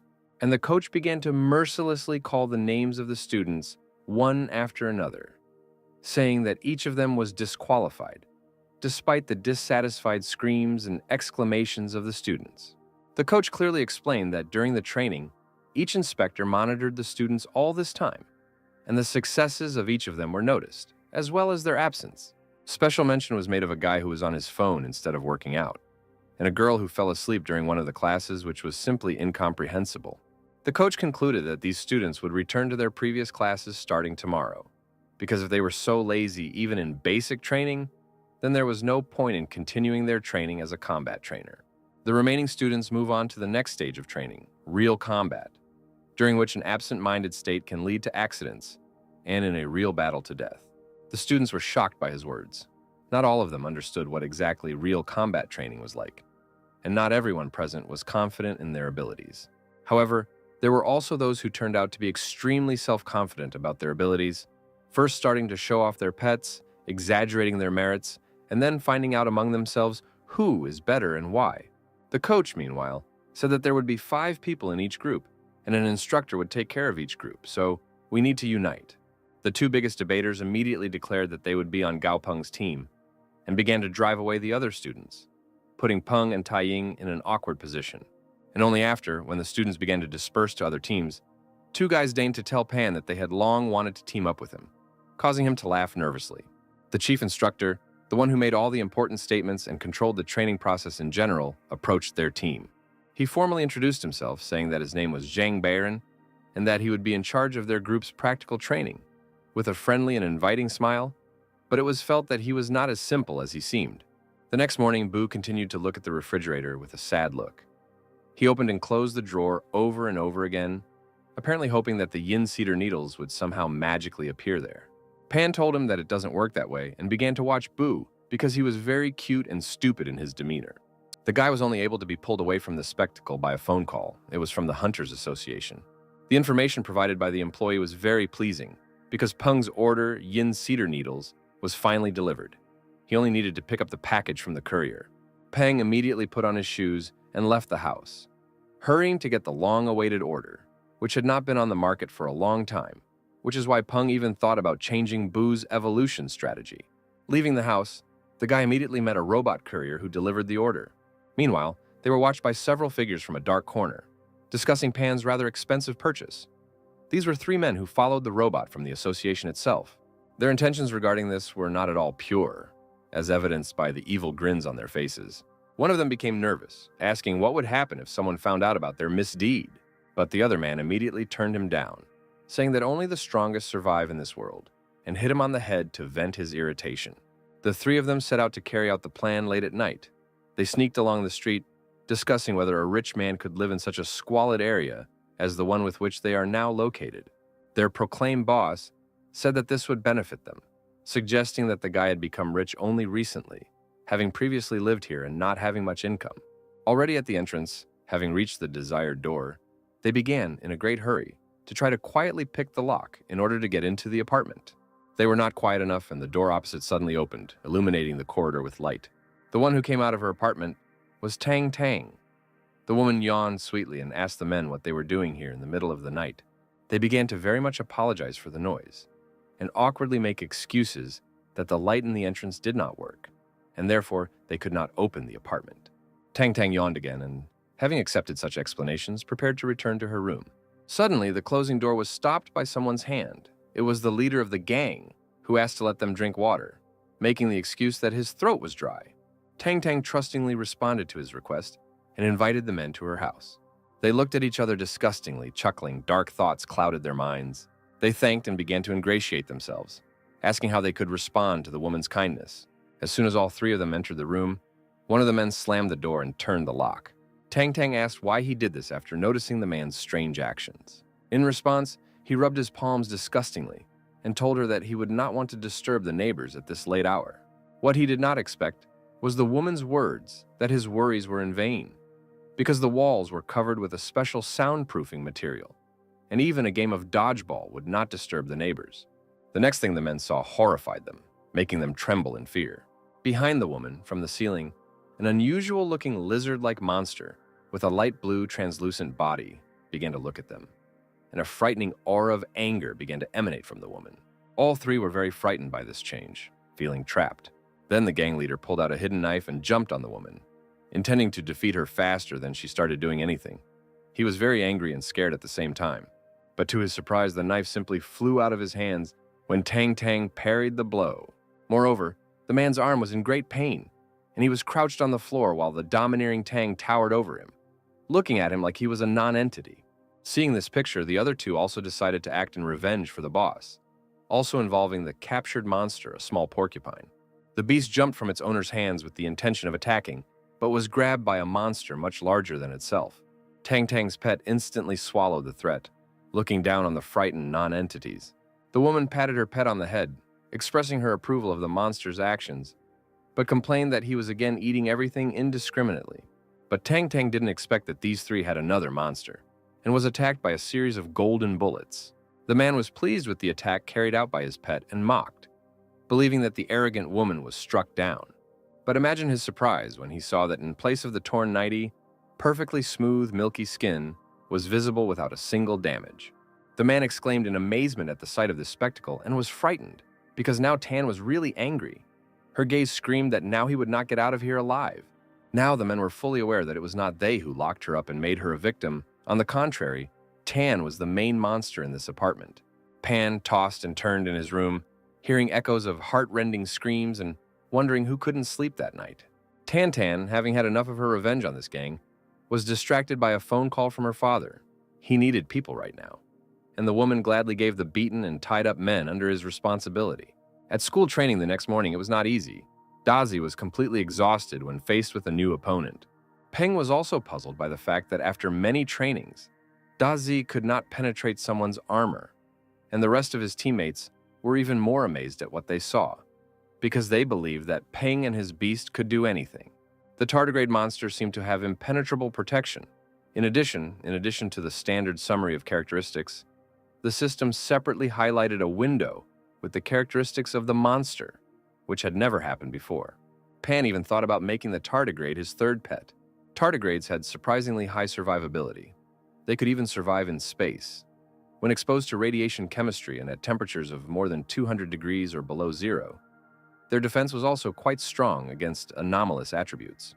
However, even with all the incredible properties, it was not clear how the tardigrade could work. In the same team with Boo and Dazi, Peng would prefer to find a monster that could fly or heal. Pan was distracted from his thoughts by a loud sound coming from the direction of the training field. Lianzi, Tian's armored rhinoceros, had just been able to defeat her opponent, and the girl was actively praising her for her work. Peng noticed that Lianzi had become much bolder during training than before.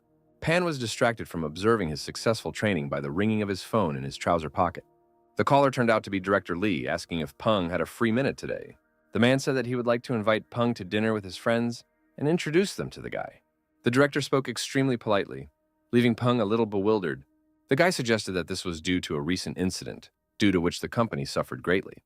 Peng understood that the development of the company at the moment was quite dependent on him. So he agreed to the director's proposal, asking him to pick him up after school. Already in the evening at the meeting, Peng apologized for the disturbance, since it was he who asked to pick him up. But Director Li assured that there was nothing wrong with it, and in any case, he was going to pick up his daughter, who studies with the guy, after school today. The girl, in turn, was indignant that the man came to pick her up at school for only the second time this year, and the first time was on the first day of school, thus indicating that the director is not completely honest now. The director just laughed awkwardly and turned to Peng with a request to help Zhaoyu, his daughter, with her beast. Pan turned to the girl, examining and appraising the beast in her arms, and found it quite interesting, because familiar cats are very rare. Therefore, he agreed, saying that he was in the workshop every weekend and the girl could come by. They arrived at the director's house, and he asked his daughter to leave, because he and Pan needed to go further on their business, which the girl already understood perfectly well from the very beginning. After leaving, she said goodbye contentedly, until her next meeting with Gao Peng, her classmate. Pan didn't understand why the director was sending his daughter home if they were just going to see the man's friends, and so he decided to clarify who they were.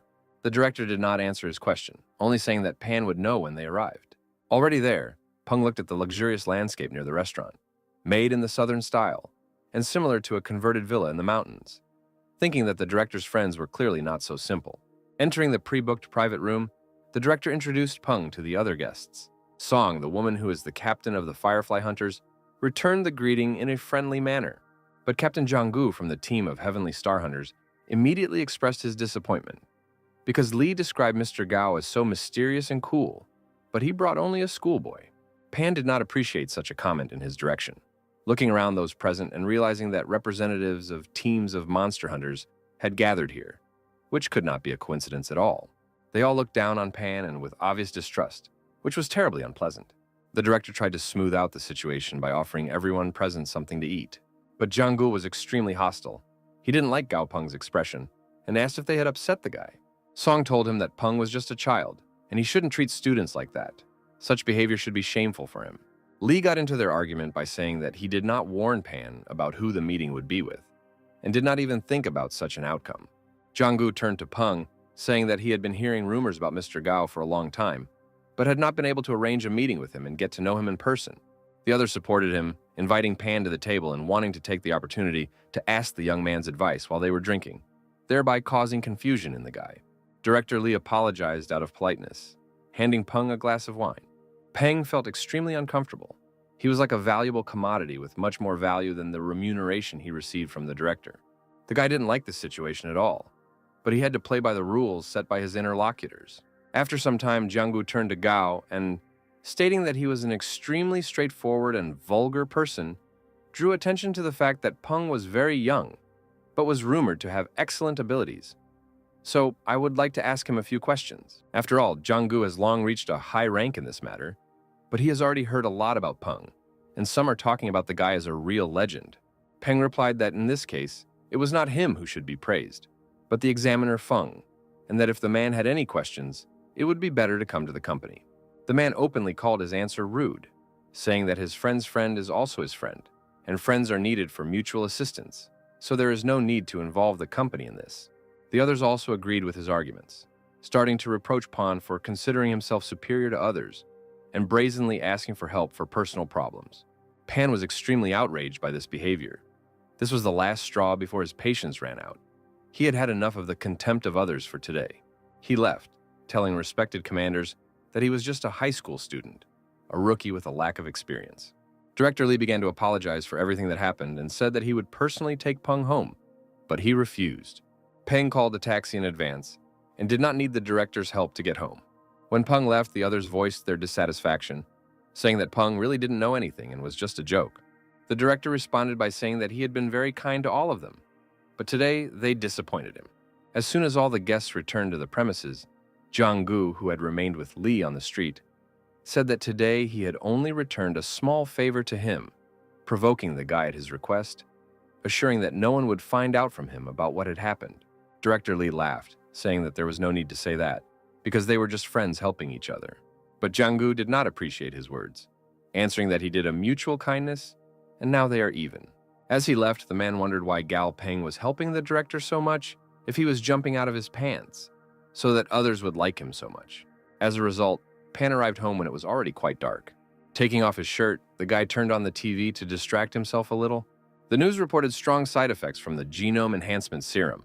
After its introduction to the familiar, many cases of the appearance of malignant mutations were recorded, as confirmation of which display a rather unpleasant picture of a crippled monster on the screen. Due to unpredictable symptoms, it was recommended to abandon the serum, and it was also planned to stop selling it worldwide. While watching the news, Gao Peng's phone rang. It was Director Li again. Reluctantly, Peng answered the call, asking if the director wanted anything. The man apologized for ruining the evening, justifying that he should have warned about who the meeting would be with, but could not even imagine that those present would behave so ill-mannered. Pan chose for the best to lie that he was not angry about the current situation, thereby intending to put an end to the conversation. However, Director Li continued, telling him not to worry, because those who wronged Gao Peng also wronged Li himself. But Pan chose not to listen to his ranting anymore and simply ended the call. Pan was very angry, because those people were not to blame for thinking he was naive. However, organizing a circus to make him look like an idiot was too much. So, Peng came to the idea that he should be more attentive and begin to build up his strength and authority. Meanwhile, the following events continued to flash on the news. 21-year-old Han Ning won the championship and received the title of the first dog king of Yangchen. This young man was able to develop his beast to the rank of an ideal class commander in 3 years, and he was dubbed the best among the youth. But Peng decided for himself that this would not last long. The very next day, Pan came to his office with Bu and mixed the final composition, giving the pet a new portion of the medicine for evolution. Meanwhile, 3 girls were heading towards his studio, one of whom was the director's daughter. Along the way, they fooled around discussing Pan and making fun of each other. Already on the spot, Secretary Xuan met them, kindly clarifying whether the girls had a meeting for 3 with Gao Peng. The girls immediately began to clarify in confusion whether it was necessary to sign up in advance and say that they did not know about it, to which Xuan suggested that they clarify now, when Peng would generally be free.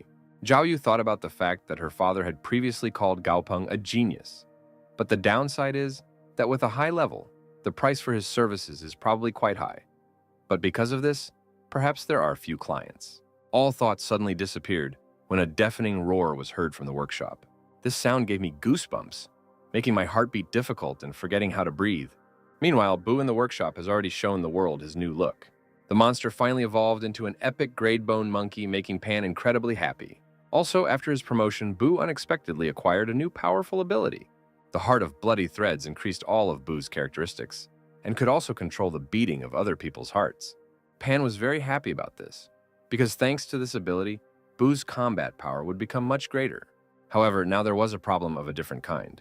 Boo's size had become too large, and moving along the street with him would become much more difficult. Peng came out of the workshop and asked Xuan to find something to cover Boo so that he would be less noticeable. But she was too amazed that in such a short time, Peng was able to increase the familiar to epic rank. Zhao Yu, who noticed the guy, greeted him, calling him Uncle Gao, who recognized her as Director Li's daughter. Peng realized that the old fox was afraid that Peng would not make contact, so he was using his daughter. But more than that, Pan was interested in the familiar of the girl's friend. Obviously, in the new conditions, the jellyfish mistook the air for the sea and adapted, a very interesting solution. Zhao Yu turned to Uncle Gao, asking him to examine her familiar. But the guy asked to stop calling him that. It was too unusual, especially considering that they were the same age. Further, Pan explained in the usual manner the algorithm of work. That first there is payment for the service, which for her familiar, an elite mint cat, should cost 60 credits. He decided that there was no point in being biased towards the girl, because she does not know about the machinations of her father. Therefore, Peng said that for the sake of Director Li, Zhao Yu's father, he would pay for the materials himself, for which the girl was immensely grateful to him. And then, not seeing the pet, he asked where he was, to which the girl was confused and began to look around in a daze, not understanding where he could have gone. Her friend reported that the cat was hiding in the corner, most likely scared of the bone monkey, which was true. Noticing that the owner was looking for him, the cat immediately rushed into her arms in tears, in search of protection and consolation. Zhao Yu happily consoled him, saying that there was nothing to worry about. Pan, meanwhile, asked the owner of the jellyfish familiar where she bought it. He had never seen anything like it before, and he became interested. The girl explained that in fact this jellyfish is just a pet that she uses as a wallet because they can send anything into subspace. She demonstrated the pet's abilities by handing him a phone that instantly disappeared.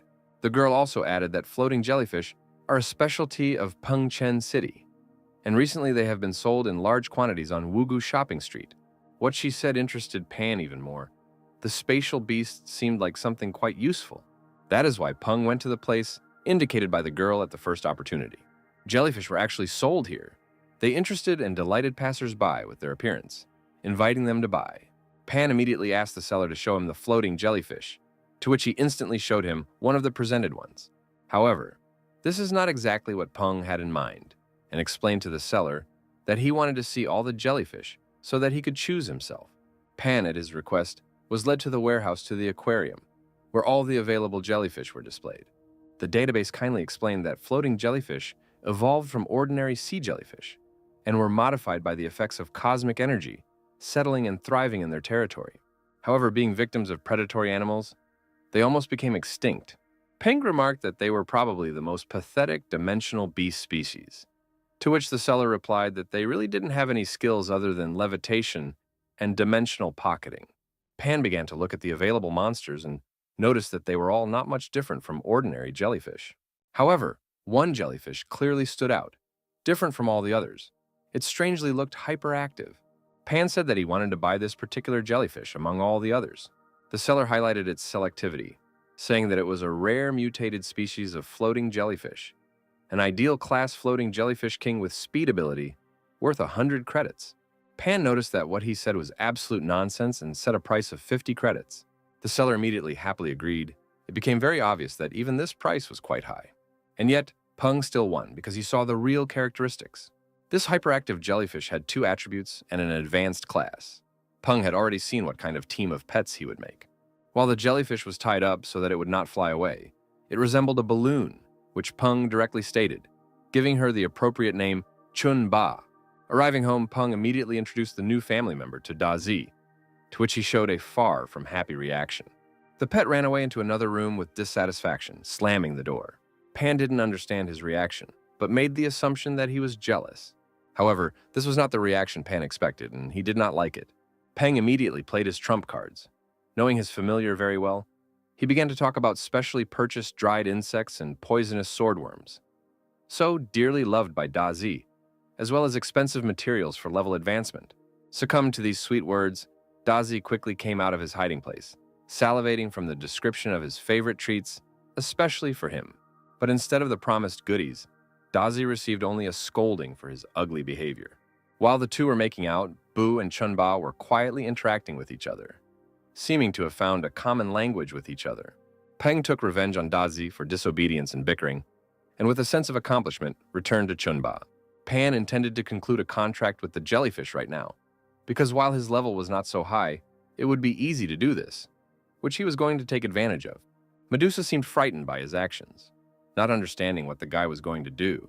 Peng, meanwhile, examined Chunba's mind space, which was smaller than Dazi's, but at the same time more timid and restless, and his mind was still too unstable. In the end, Peng decided for himself that if he signed a contract right now, he would feel like a kidnapper of a child. So he decided to put it aside, and for now start spending more time with Chunba so that he began to trust him. Peng thought the best solution for this would be to take Chunba with him to school tomorrow. When they met, Mu reacted rather strangely to him. She seemed puzzled. And not only Mu, all the other students also did not understand what had happened, believing that for some reason Peng put an extremely ugly hat on his head. However, the hat was actually Chunba, his new pet, as he demonstrated by retrieving a bottle of water from subspace. Peng explained to Mu that this was a floating jellyfish, an animal with spatial abilities. The girl said that she had heard about them, but quickly changed the topic to the upcoming training match, asking if Pan had already seen their today's opponent. Peng shared his thoughts that the purple scorpion really looks threatening and it looks like it won't be an easy fight. Mu asked whether Peng would fight first today, as usual. From the side, there were whispers from other students that it seemed that the points for the first victory of the day would again go to Gao Peng today. This was not the first time this happened, so Peng decided that this time he would give in to others, which he openly stated in front of other students. Many were scared, but one of the students was happy about this turn of events and decided to take advantage of the chance by asking to speak first. Peng was wary, because this disciple had a rooster dragon familiar, which was the only advanced class monster here, not counting Dazi, that could give a decent fight to the purple scorpion. Peng wanted to clarify whether Dazi was prepared to carefully observe this fight, when he noticed that his familiar was looking in a completely different direction, drooling profusely at possible prey. The guy immediately returned the pet to reality, reminding him of the importance of observing the upcoming enemy. The instructor waved a red flag, signaling the start of the fight. The purple scorpion and dragon rooster immediately gathered, capturing everyone's attention and ready to start fighting at any moment. The dragon rooster decided to attack first, soaring into the sky to strike the enemy from above. However, due to carelessness, Thoth was grabbed by the scorpion's claw after a failed attack. The instructor told the owner of the dragon rooster that he could be glad that the scorpion had no poison. Otherwise, his familiar would already be dead after being hit by the sting. In addition, the rooster dragon is strong enough that the scorpion can only pierce a muscle with its sting, and a hit to the pectoral muscles is not so fatal as to cause much damage. After this, the dragon rooster pecked his opponent with impressive force. His master was already rejoicing in victory, exulting after the seemingly devastating attack. However, Pan saw much more and understood that this was not the end of the battle. After the merciless attack of the rooster dragon, the purple scorpion struck back with a serious blow, which became fatal. The dirty but victorious move completely broke the rooster dragon, forcing him to shed a tear. Many students even unwittingly felt his pain, sympathizing with the monster. At this point, the instructor decided to stop the fight, because the further outcome was obvious. The rooster dragon immediately ran away in tears, because in this battle his pride was trampled. The instructor asked if there were any more volunteers to challenge the purple scorpion.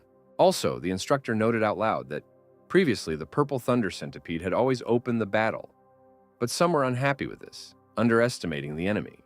Now the students had no objections. They themselves suggested that those with higher grades should move forward. The instructor turned to Peng, asking his opinion on this matter. Peng did not refuse, again taking the first battle on himself and Dazi. As soon as Dazi crawled into the cage and took a fighting stance, the fight began. Mu asked Pan's opinion about the upcoming battle, because the purple scorpion had demonstrated overwhelming power, with which the guy mentally agreed, at the same time deciding that the monster's weakness probably lay in its clumsiness. However, right now, even though he was very nervous, Peng could only believe in Dazi and his victory. The first attack of the scorpion was strong and swift, however. Dazi quickly dodged it, avoiding serious injury. Mu commented approvingly of his actions, while Peng stood with an impassive face. Having missed one of the attacks, which did not cause much damage, the centipede attacked with its tail in a sweeping manner, forcing the scorpion to fly to the side. The next rather strong blow again hit the purple scorpion. Peng's teammates cheered as they watched Dazi gain the upper hand. After that, Dazi grabbed the scorpion, causing serious injury, and it could no longer move. The fight came to an end, leaving victory for the centipede.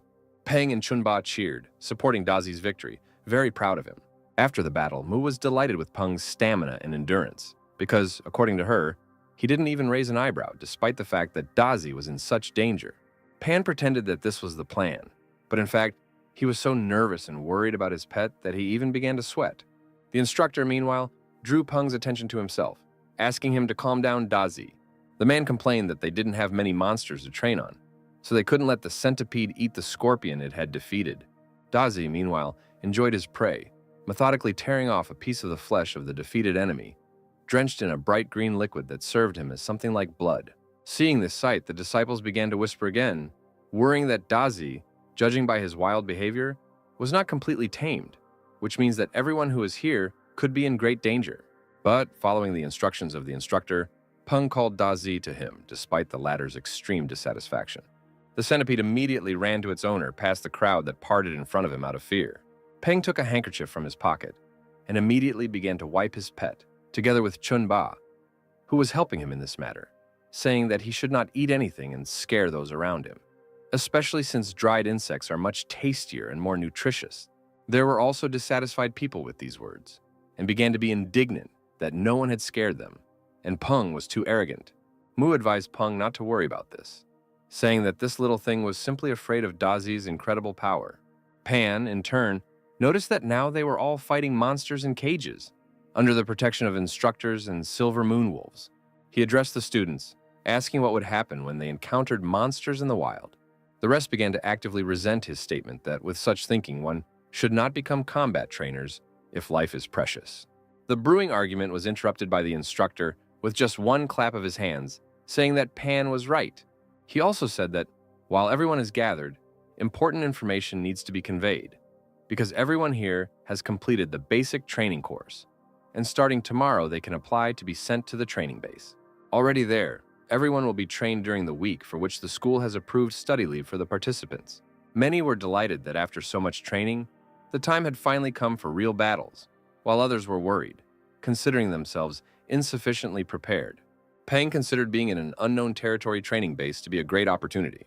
Some people had a question about payment, because not everyone could immediately make a contribution of 5 credits, especially since nothing had been said about this before. The instructor replied that in this case, you could refuse the trip or go to a private field training base in the wild. Even then, many agreed that 5 credits was a very favorable price, because going to a private area usually costs from 20 credits for a week, and that's just for the entrance. And you also need props and equipment. It was also possible to sign a contract with the military alliance to serve for the next 8 years after school, in which case they would cover all the costs of training. Thus, thanks to the ability to choose average pay or sign a contract, the Army gained its power, which was quite smart. The instructor also warned that when registering to participate, death insurance is mandatory. This was the end of the instructor's speech, after which Peng and Mu were able to bump fists, declaring themselves a team for further testing. Soon, a camouflage-painted SUV was taking everyone who agreed to the training base area. Everyone made noise during the road, joyfully discussing the changing views outside the window. At some point, the car hit a rock, rocking violently and alarming the passengers. The driver turned to them to apologize for this mistake, but his smile made it very clear that he did it on purpose, to keep everyone quiet. Peng sighed, remembering that he wanted to go see Tang Tang this morning, but she didn't respond to the knock on the door and also didn't answer the phone. He just hoped that she was okay. The guy also thought that this might be connected with a secret that Tan still couldn't reveal to him. The transport shook noticeably again, causing discontent among others. Everyone began to be indignant that this was too much, but the driver made an excuse that this time he didn't do it on purpose, and besides, they had arrived. Already on the spot, they were all gathered to explain that the local mountain valley is a training base. Therefore, every centimeter of this valley is protected, and only monsters of ordinary and elite rank are present here. Each was given a wristwatch with a GPS receiver and an emergency call button, and the student's task was to survive in this place for a week. Once training in natural conditions begins, it will no longer be possible to retreat, because this will be equated to desertion. It was also explained that there are safe houses in the valley, shelters made of special steel, through which only monsters of a rank higher than the commander can break through, and that the houses have some food supplies. Thanks to these conditions, it was possible to survive in the forest for these 7 days.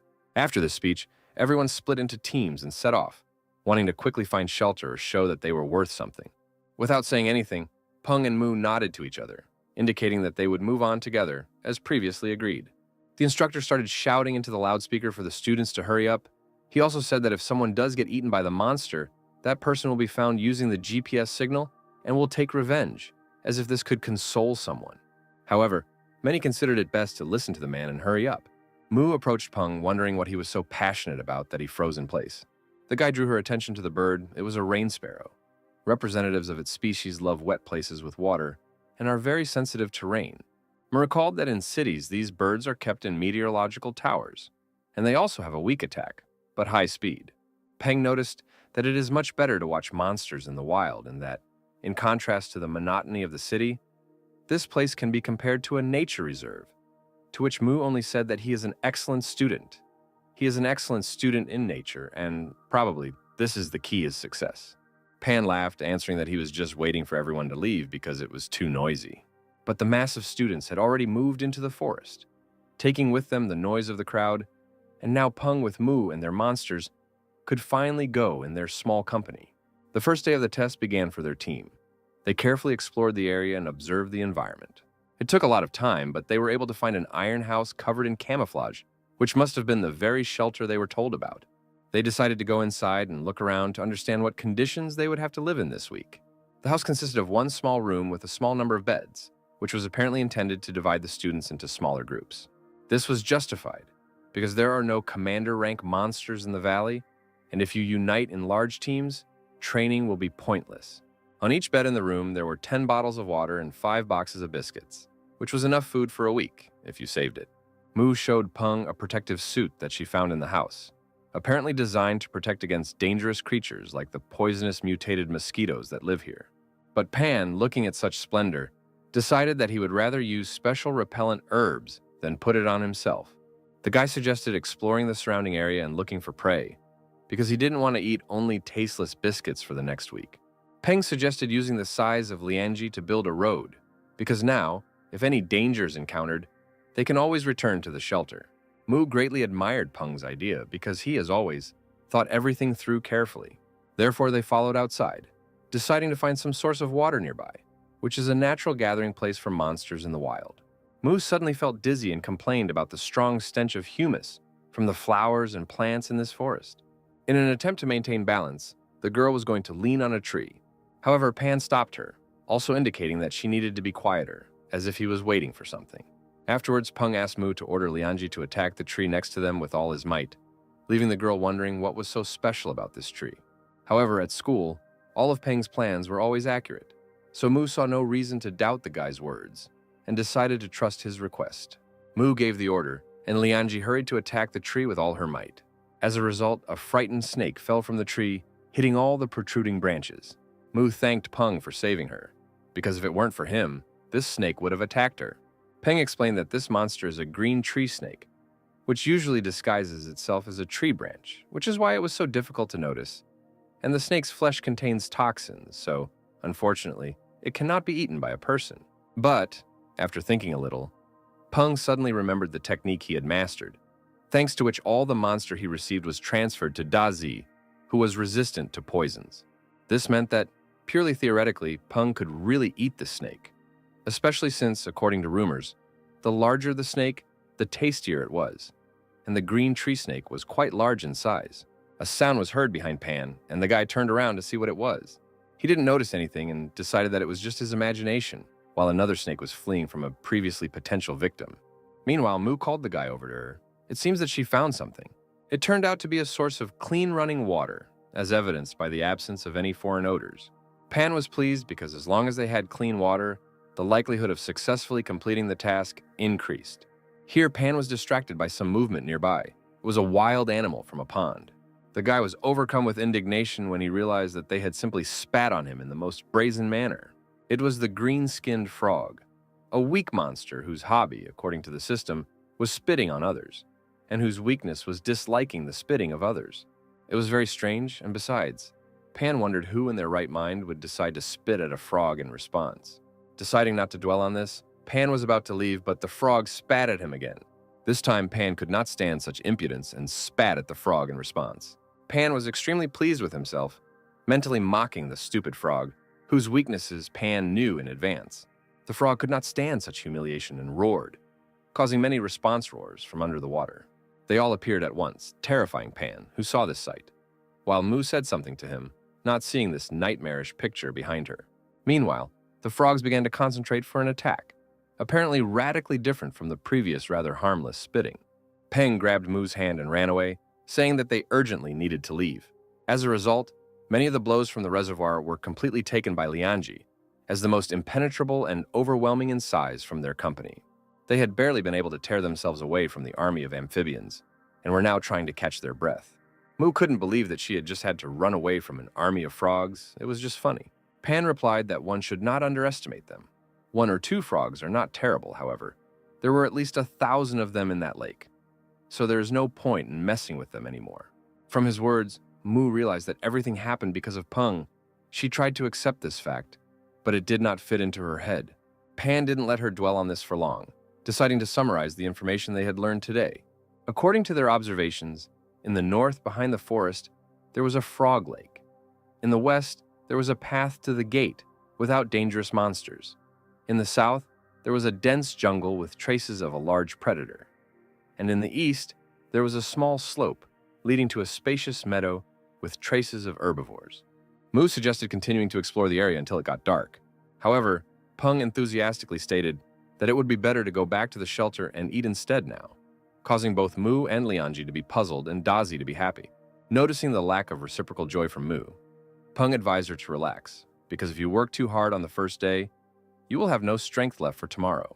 Mu said that in that case, they should look for food, but Peng objected. He introduced the previously caught green tree snake to the girl's attention, which she was not at all happy about. But Peng added that he also had seasonings, mint cloves, golden nutmeg, blue-black grass, and some secret spice. Mu was sincerely perplexed when Peng managed to collect all this and where he kept it all. As it turned out, he had prepared in advance, knowing that they would have to survive in the wild. While they were talking and deciding what to do next, they were watched by cameras placed throughout the base. Inside the headquarters, vigorous activity was in full swing. Notes and conversations were being made about the results and failures of students. In particular, Peng's gaze, whom Zhang Bai had previously described as a capable coach, attracted his attention. Some laughed at Gao Peng's escape from the frogs, but admired his finding of food, which could be attributed to his ability to survive. The chief instructor stated that they were thinking narrowly because Peng had a very short training period. The man noticed that Gao Peng's use of terrain, wilderness survival skills need to surrender, and overall efficiency surpassed that of most other teams. So the instructor ordered the focus to be focused on this student. Peng and Mu, with their pets, meanwhile, had already returned to their shelter. However, an unpleasant surprise awaited them here, which they did not expect. The door to the shelter was locked from the inside, and Mu was unable to open it. The girl began to actively knock, asking to open the door to the shelter for her and Pan. However, the students inside refused, saying that they had taken over the shelter and the 2 of them would have to find another one. Mu was upset but understood the position of the students. They didn't care who was the first to take the shelter. Gao and Mu were to blame for the fact that they came across such selfish people. Peng tried to appeal to the teenagers, saying that it would soon get dark and dangerous outside, and he and Mu wouldn't even mind sleeping on the floor. Besides, there were only 2 of them. The next answer was the same rude refusal. They were told to leave and look for another shelter, making the excuse that this house was too small. Mu was very angry with this answer and wanted to express everything, but Peng stopped her. He told the girl that there was no point in arguing with such people, and that in the future someone would definitely teach them a lesson. Mu had no choice but to agree with his words. The girl turned around to leave, but for some reason Pan, on the contrary, walked closer to the shelter. Mu was surprised by Peng's subsequent actions. She did not expect such a move from him. The guy simply took and tied the door handles of the shelter with a chain, closing the entrance from the outside, which in the future will not allow the door to be unlocked from the inside, which means leaving locked. While Pan was contently rubbing his hands, looking at the work done, Mu asked where he even got this chain. Peng explained that he found a chain in the shelter. It was lying next to the table, most likely to strengthen the doors, and increase the security of the shelter, and Peng put it in his backpack before leaving. The observers who had seen the entire incident through the cameras laughed heartily at the headquarters, saying that these two disciples were too good. Someone even called them little devils, while the chief instructor noticed that Gao Peng was actually very cunning. One of those present realized for himself that Gao Peng was much stronger than ordinary students. One could only wonder whether his strength and ingenuity would help him survive the next night without shelter in the wild, where so many monsters live. Meanwhile, Mu, Peng, and their pets still hoped to find shelter for themselves and went deeper into the forest. They did not notice that a wild monster was following and watching them from the shadows of the trees. After a while, Mu and Peng realized with regret that they would have to spend the night in the open air, because it was no longer safe to continue looking for something. Suddenly, Pan discovered nearby a tall trunk of a massive tree, the branches of which were at a height of 4 meters from the ground, which created excellent conditions for spending the night. They had the opportunity to build themselves a simple shelter. Lianji began hitting nearby trees to knock down as many branches as possible. After this, Peng began to make a comfortable place to sleep on that same huge tree from the extracted materials. After some time, the bed was ready, which everyone was immensely happy about. Mu exhaled with relief because she could finally rest. While she was thinking about this, Peng had already managed to lie down and fall asleep quickly and soundly, and Lianji and Dazi also followed his example. Without thinking twice, Mu took a blanket from her bag and also went to bed. Meanwhile, they were being secretly watched from behind the dense foliage of the forest. It was Tang Tang. She was not complaining about the negligence of her nephew and his team, because they fell asleep at night in the middle of the forest, without even leaving a guard on duty. Suddenly, she was distracted by some quick, subtle movement from the side. Tan didn't even have time to see the source of the movement. It was moving so fast, it made the woman tense. After a while, Tan realized that the moving figure was the Shadow Panther, rushing through the trees. Hiding, the woman thought that this monster was not too strong, and given Pan's current skills, this should not be a problem for him. Meanwhile, the panther accelerated and, releasing its claws and baring its fangs, set its sights on the team's shelter. She was almost there when suddenly Lianji caught the sound of her movements and sent out a distress signal, prompting the others to wake up too, because they were about to be attacked.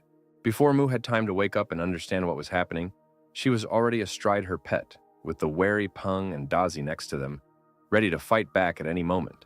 On the contrary, red eyes sparkling from the darkness, a panther settled on a branch, in which Mu recognized a monster of the shadow attribute. The girl could not determine the type and strength of the monster, but she also understood that a shadow attribute monster feels like a fish out of water at night. So Mu asked Peng what would be better to fight or just run away. But Mu didn't know that Peng had a system that allowed him to accurately determine the 15th level and overall class of the Shadow Panther. The guy reasoned that running away meant exposing his back to the beast, which would only anger him even more. While he was reasoning, the panther took off and rushed straight at the guy, but he didn't even move. At Peng's command, Dazi appeared between him and the wild beast to protect his master. Daisy dodged the enemy attack that was directed at him. After literally seconds and a few more dodges, having adjusted the moment, Dazi launched a retaliatory attack with the power of an electric charge, after which he bit through the enemy's body until it bled. Peng supported his pet from the side, analyzing that thanks to the electric attribute, Dazi paralyzed the enemy and reduced his speed. All this was the result of their intense training, thanks to which Dazi could now handle even a monster of a higher level. After a crushing blow, the panther fought back and jumped a decent distance to the side, thereby running away from subsequent blows, wounded and angry. But suddenly something made her tremble with fear, making her greatly regret the place she had chosen to land. The snake-like monster that emerged from the darkness and wrapped itself around a tree trunk was many times more dangerous and terrifying. Its glowing golden eyes were seriously frightening. The huge, creepy monster opened its fanged mouth, clearly expressing its intentions. Peng and Dazi, like the panther, froze in horror, trying to comprehend what they saw. Just a moment, and the shadow panther was eaten by a terrifying snake, and Pan and his team immediately rushed away, not remembering themselves from fear. The monster saw perfectly well how they were running away on Lianji, but did not chase them. Instead, the snake turned around and began methodically destroying nearby tree branches. Tang Tang still watched. She saw everything that happened, but realizing that Peng was no longer in danger, she considered it inappropriate to engage in a noisy fight with a snake that had adapted to the area. The battle could reveal the woman's location. Having come to certain conclusions, Tan considered it best to leave her place. Meanwhile, everyone at the headquarters was in a panic because an emergency had occurred. A monster was discovered that should not have been tested. But Instructor Chen ordered that no action be taken, arguing that giant anacondas usually have a calm character and do not attack without reason, which means this could serve as a good test for students. The commander agreed with him, considering his reasoning logical, and gave the order to the Burkett team to be ready to move in case the emergency button was activated. The next morning, as soon as everyone had time to wake up, Pan announced the need to return to the place of the previous night, because when they ran away, they were in a hurry and left a lot of useful things. Mu was not at all delighted with this idea, because they could not be sure that the anaconda had crawled to another place. Moreover, its weak points and methods of attack were unknown, which means the idea was extremely dangerous and reckless. But Pan objected, saying that the unknown is the main reason for returning, because data about the monster is the main strength of the trainer, and in the future, it can save lives. Such dark thoughts often visited Pan because they live in quite alarming times. Peng also drew Mu's attention to the fact that if they stay in safe zones all the time, they will only become weaker from time to time. Mu had no choice but to agree with Pan and run after him, catching up. Looking at the debris left after the anaconda's rampage, Mu lamented that their team could have suffered the same fate as the trees if they had not managed to escape. Looking around, Pan suddenly noticed out of the corner of his eye something standing out in the stump of a once strong tree. Coming closer, Pan could not believe his eyes. He looked at the huge white crystal in the rubble and read the characteristics of the system. The item turned out to be a woody space heart, a material with a space attribute, which is the main component for the development of a floating jellyfish, information about which is not on the market, which means no one knows how to find this material. Pan theorized that yesterday's mutated anaconda became so huge due to eating the same material, which also explained why it did not chase after their fleeing team. The snake was simply protecting its hunting grounds. The guy decided that he was obliged to take advantage of the opportunities that field training provided and collect as many rare materials as possible that he could find, and began to put into his backpack some of what he could find so far. As a result, throughout the next days of training, Pan purposefully hunted for rare materials, finding a lot of useful things for himself, enjoying it immensely. And so, on the seventh day, the training was successfully completed, as the commander informed the joyful students. The man also announced that the next trip is planned in 3 weeks, and all previously registered students will be able to attend for free. The next 3 days were declared days off before returning to the usual pace of study, which the students rejoiced at, because many only dreamed of rest after the test, which was not so easy for everyone.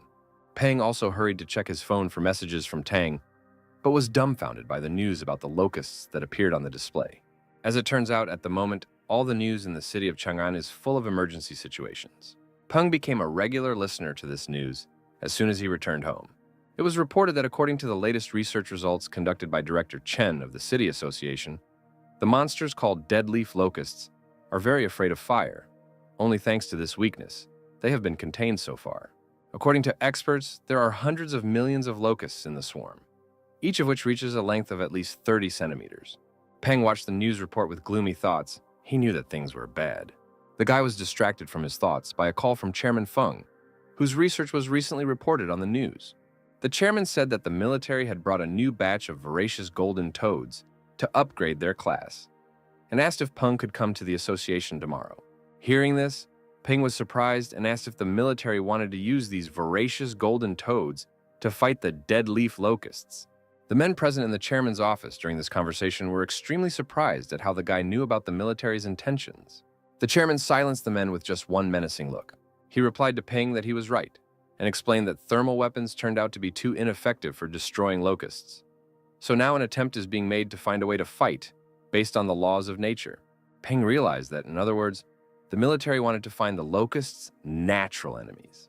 The chairman, seizing on the guy's interest, reminded that Peng's participation in the project was paid for by the association.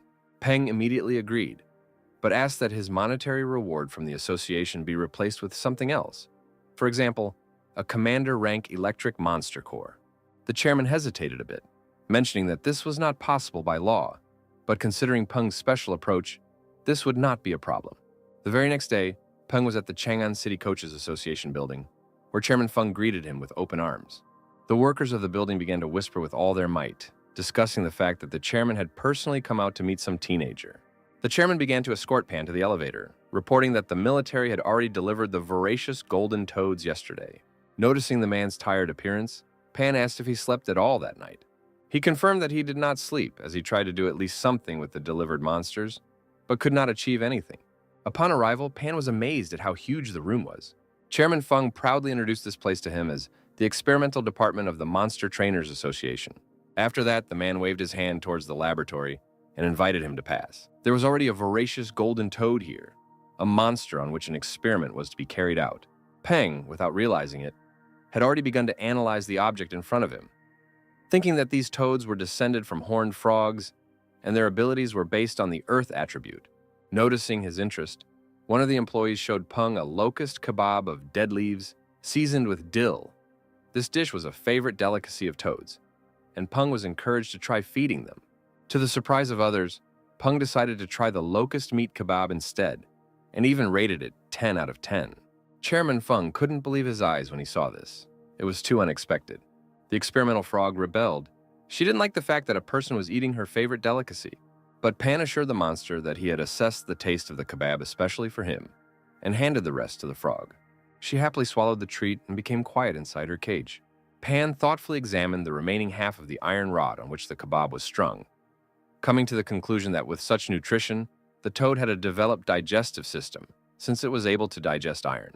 When asked what specific characteristics of the toad the military wants to improve, the chairman replied that, first of all, protective and digestive abilities, as well as attack power. The chairman also presented the results of his previous research, in which he discovered that the voracious golden toads have an affinity for two elements, fire and earth. Also, as a result of the latest tests, it turned out that the flesh and blood of the toad have a high similarity to the fire orchid vine, but the properties of the flower are too weak. While listening to this calculation, Peng also read the system's information about the path of evolution of the toad, and indeed, the fire orchid was one of the auxiliary components. All the conditions had to be met correctly. Having made certain conclusions, Peng immediately turned to the chairman, proposing to approach the problem in a different way. But Chairman Chen was amazed at how quickly Gao Peng managed to come up with something. Peng gave an analogy with cooking, saying that if, when pickling a toad in a fire orchid vine, the taste is too weak and unsaturated, then if you change the cooking method, for example, fry it over a fire, the taste will immediately become richer. This example surprised the chairman. He was puzzled by Gao Peng's wording. However, Mr. Chen immediately suggested using demonic chili pepper, to which Peng happily agreed. Everything went in the direction he wanted. The chairman immediately sent one of his subordinates to the warehouse to get demonic peppers. He hastened to carry out the order, but in his thoughts, he condemned the idea of comparing evolution with cooking. And at the same time, Gao Peng, who has the title of the youngest trainer in the city, the chairman clearly saw the thoughts reflected on the guy's face. He hoped that in the future, he would understand that it is necessary to allow more talented people to contribute to the common cause for the sake of the movement of science as a whole. Sometime later, the red-haired subordinate returned with the required ingredient. After examining the brought demonic pepper, one could conclude that it was high-quality material. The subordinate who brought the pepper specially selected the best from the warehouse, so that in the future, the young coach's failure would not be attributed to low-quality material. Having ground the demonic pepper to the desired state, the chairman concluded that it was not ripe enough, but the experiment was continued. The chairman asked Xiaozheng to bring more river perilla, royal ginseng, and moon angelica, to which he dutifully hurried to fulfill the order. Watching the process, Pan thought that a couple more ingredients were missing. However, it would be too suspicious if he said this right now, so the guy decided to wait for the results of the experiment, and only then voice the additions. A little later, the chairman brought out the mixture. The evolution potion was ready. However, as soon as the resulting potion was injected into the toad, it exploded, making it clear that this formula was unsuccessful and the experiment failed. However, the chairman took this without any surprise and only instructed Xiaozheng to take a blood test in order to understand the reason for the failure of the experiment. As we found out, the cause of the explosion was the absorption of too much of the fire element, and the conflict of energies led to an overload. Following from the analysis, the fire element was not completely absorbed by the monster's body. Zheng was also able to conclude that, based on the experience of the chairman's previous experiments, if there was even a little fire element left in the pieces of torn flesh, then it would only be necessary to improve the formula and adjust the ratio of materials. However, the employee did not miss a jab at Peng. saying that the materials had not even begun to merge, which means the experiment was a failure from the very beginning. The chairman besieged him, pointing out that it was too early to label the attempt as unsuccessful, and that experiments needed to be continued to obtain as much data as possible. The chairman didn't even listen to Xiaozheng's attempts to be indignant, saying that they needed to continue. But the subsequent second attempt, followed by the third, also failed, leading the toads to explode. The staff behind the chairman and Gao Peng began to whisper, insisting that the formula was obviously flawed, and Coach Gao was too young and inexperienced, and was also saying more than he actually knew. Pan heard their words perfectly and grinned, anticipating everyone's surprise after the formula was perfected. The time had come, and Peng came up with the idea of using not only demonic chili pepper as the main ingredient, but adding another material. The chairman seriously thought about this proposal, saying that it was a rather bold idea. Peng recalled that the chairman had already trusted him, so the guy only asked for one more chance. Then the chairman asked what exactly was proposed to be used as the second main ingredient. Peng suggested taking soft black soil, a material with a predominant yin energy, related to the elements of water and earth.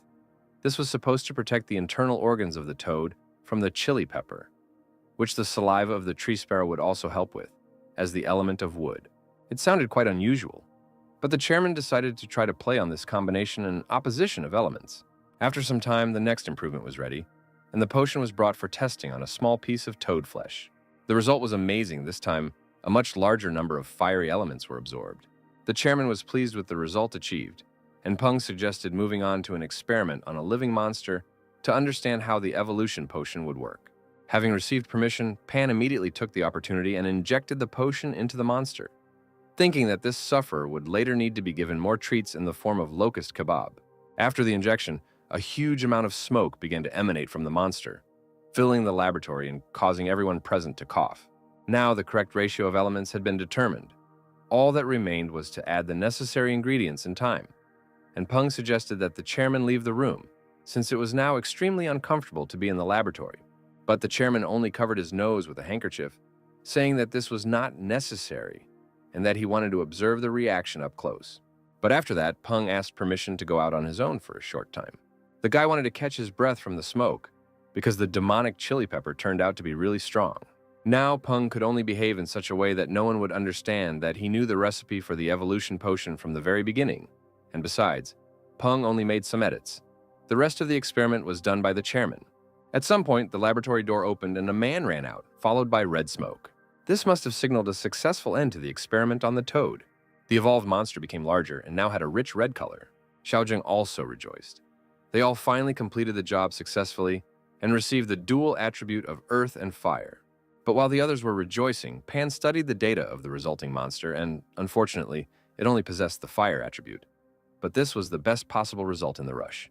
Later, military men with guns and tanks gathered on the battlefield of the northern front and were preparing for battle. Literally a few minutes, and an armada of locusts appeared on the horizon, which they have been trying with all their might to get rid of for several days now. They began firing phosphorus charges from the cannons. This was the most effective remedy against monsters that were unstable to the fire element.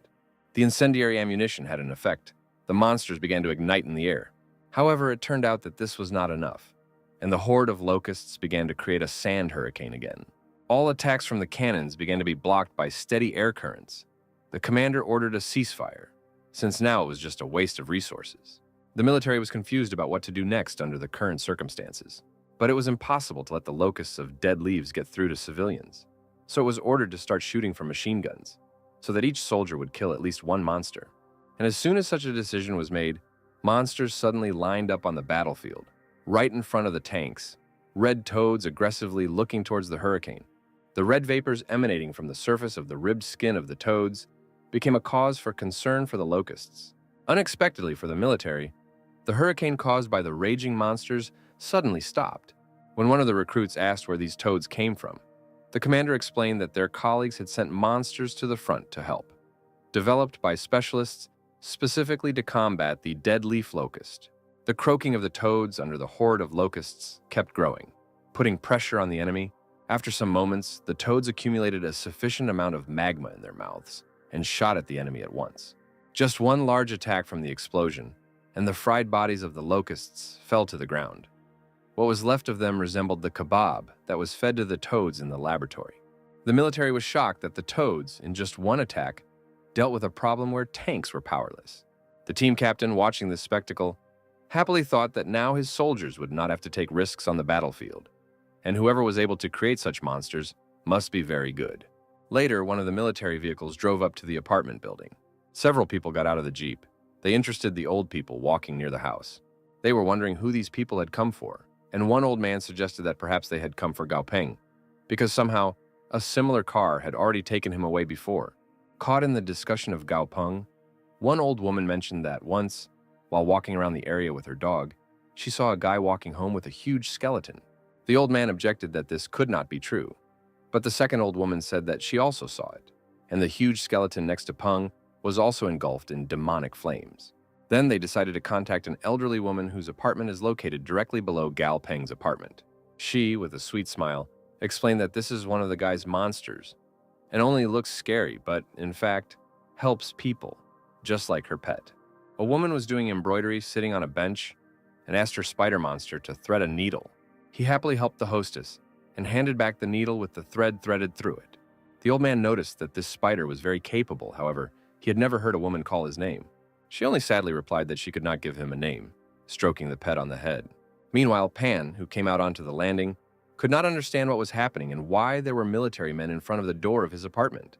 The squad leader stepped forward and placed a box in Peng's hands, informing him that, in accordance with the agreement between Peng and the chairman, as payment for the successful removal of the magma toad on behalf of the armed forces, the core of a commander-rank electric monster would be transferred. The man also stated that he himself nominated himself to complete this task because he wanted to personally meet with the researcher, which made the greatest contribution to the operation. On behalf of all his comrades in arms, the man expressed his deep respect and sincere gratitude, and the man also said that he represents all his comrades who died in the operation, because defending the homeland is the sacred duty of a military man. But no one wants to die in vain.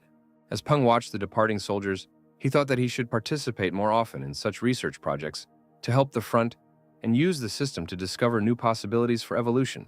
And yet, Peng believed that it was not worth relying too much on the system, because it was much more important to increase your own strength and authority in order to be able to protect yourself and have a decisive voice in the experiments. Peng was suddenly distracted from his dark thoughts by the pressure on his leg. It turned out that it was Dazi who hugged him. Pan was touched by this display of care from his pet, because he apparently was trying to console him. Peng's direction of thought immediately changed. He remembered that the main ingredient for Dazi's evolution had just been delivered, which means he could upgrade his class right now. Peng immediately set about fulfilling his promise and began preparing the evolution serum. The resulting mixture looked quite scary, but Pan confidently offered the unusually colored electric soup to his frightened pet. Despite everything, Dazi liked this mixture, and he gladly ate everything that was on the plate. As soon as the portion was eaten, the effect was not long in coming. An element of electricity surged around the monster, and its body changed. Now, the centipede began to look even more terrifying than before. But after the effect manifested itself, Dazi fell down exhausted. His body was exhausted by the evolution that had taken place.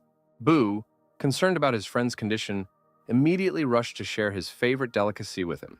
But Peng stopped him, telling him that Dazi should rest now. Bu had to sadly eat his yin cedar needles himself while Dazi recovered.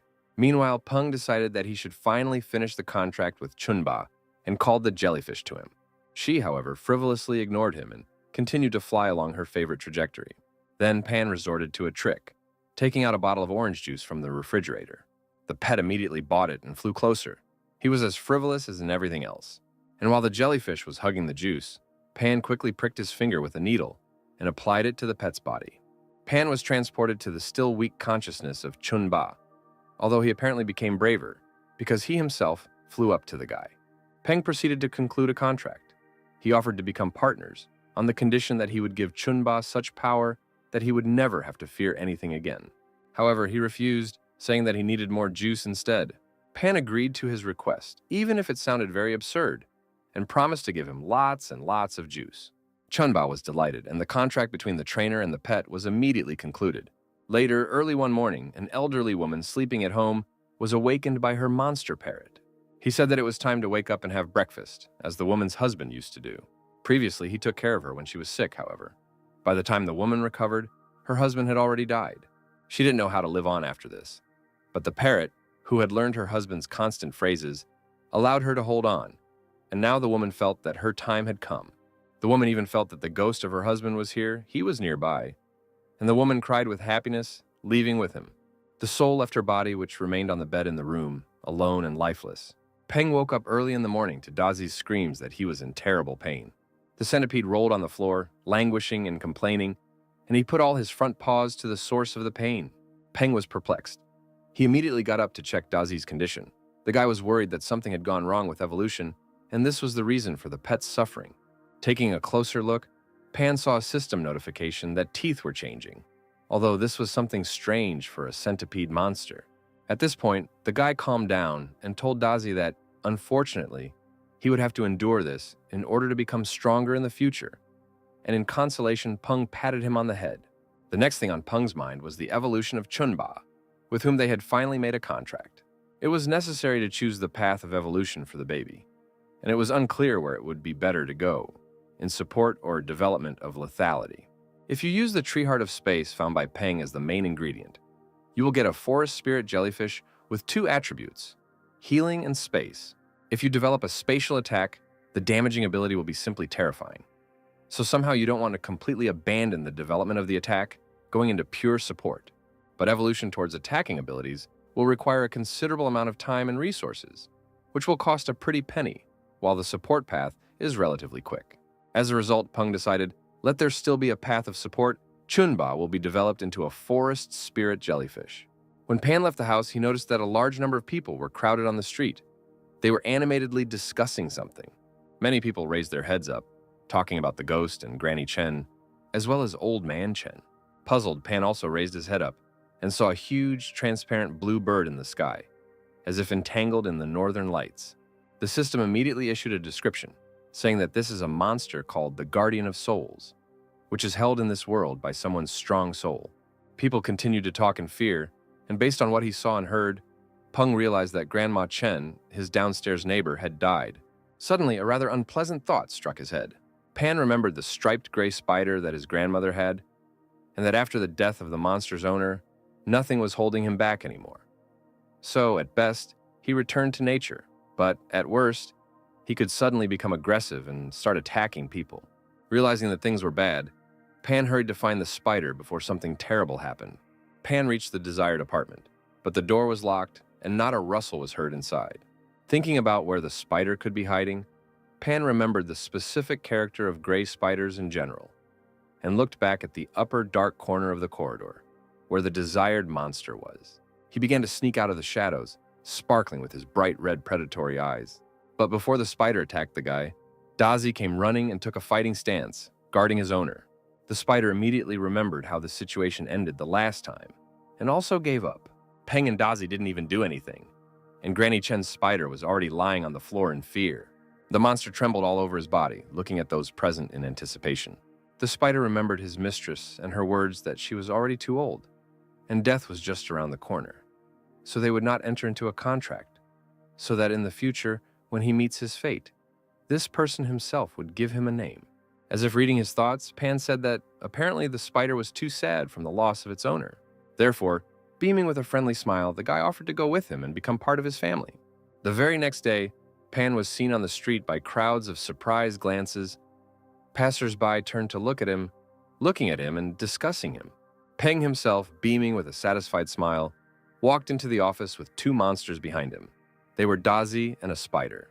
The people he passed by were actively discussing him, exaggerating and saying that he was the trainer of the 5 poisonous beasts. Pan, meanwhile, mentally rejoiced that now a monster with high defense would appear on his team, although using a spider as a human shield seemed absurd. However, among the options for the evolution of gray-striped spiders, there is precisely a path with the development of cool protection, the materials for which are not difficult to find. Now, Pan had to make a blood contract with the spider and then improve it as much as possible in order to gain even more spiritual power. Given the spiritual power gained from making contracts and the evolutions of Dazi and Chunba, Peng hoped that he would soon have enough strength to make a contract with Bu. Now, Peng is a little further that he hurried earlier with the evolution of Bu, because although the improvement was pleasant, now he has to accumulate too much spiritual energy. At the entrance to the office, according to custom, the guy was met by Secretary Xuan. However, she was unusually kind and for some reason called him young master rather than the usual Master Gao. Suddenly, the mercy changed to righteous anger, and Xuan spoke indignantly about the many clients who had to be refused an appointment because Peng had not appeared at the company for quite a long time, and besides, he did not even answer calls. Pan hastened to smooth the situation over, saying that today he finally had time, and today they would sort out all the problems together. But first, Peng handed Xuan a list of materials that he needed in the laboratory right now. Xuan only indignantly snatched the paper from his hands and walked towards the warehouse without saying anything. This reaction was unpleasant and frightening, so Pan breathed a sigh of relief when the secretary disappeared from his sight, albeit for a short time. Already in the laboratory, Pan immediately began concluding a contract with the spider, promising in exchange to give the pet the warmth of a family and salvation from sadness and loneliness. Next, having received the necessary materials, Pan began preparing a potion for evolution. Having received the finished composition, Pan informed the spider that he had chosen a class of armored spiders for its development, and taking into account the steel-colored stripes on its body, the new pet was given the name Ban, corresponding to its appearance. Ren also explained to Ban that he carefully selected and prepared the ingredients for the evolution serum, and now all that remains is to feed on it in order to become much stronger. After that, Pan placed the vial with the potion in a special compartment of the container, and Ban entered the desktop phase of the process of evolution into a new species. Pan felt the pain that Ban was experiencing at that moment. This was influenced by the spiritual connection between them, but it was all for the sake of leveling up, so they both just had to endure the pain. Peng was distracted from his observations by A. Xuan's laboratory opening the door. She happily reported that a client had come to them, and from the category of especially important ones, and therefore highly wealthy to pay for the evolution of a strong beast. Peng immediately reacted joyfully to this news. After all, their family has expanded, which means it's time to earn more money to support it. Upon returning to the office, Pan found the client there, a stately man in a light business suit, with a security guard and a monster of commander rank. Taking care of the client himself, Peng asked Xuan to look after the process of the spider's evolution for now, explaining that at some point it would be necessary to add. The handsome man introduced himself as Lu Shi, the owner of a small botanical garden, unfortunately destroyed by terrifying devil spiders, the renovation of which had not yet been completed. Peng said that he knew about the Eastern City Garden, which caused an extremely emotional response from the man, flattered that Mr. Gao knew about his garden. Peng felt awkward about this, because he was not a well-known enough trainer for such an attitude, but the man explained that he was recently lucky enough to attend a military banquet, where they talked about Gao Peng's incredible contribution. After that, the man got down to business and showed the monster that had to be improved. The monster, locked in a massive cage, to Pan's surprise, turned out to be a nighthound. It is said that all canid monsters can evolve into the nighthound, whose pitch-black fur allows it to blend into the darkness of the night and absorb most of the light rays, for which this species is also called the shadow killer. The man said that he knew the rules about setting a price for the evolution of a commander rank monster by Peng himself, and asked the guy to name the price. Peng pondered, studying all possible paths of evolution, and selected those that did not require too rare materials or a lot of time. In this situation, there were still 13 paths left for the evolution of the monster. After analysis, Peng explained that upgrading was not a problem, and that a given monster had several evolution path options to choose from with different powers, to which the man replied that he was choosing the most expensive option.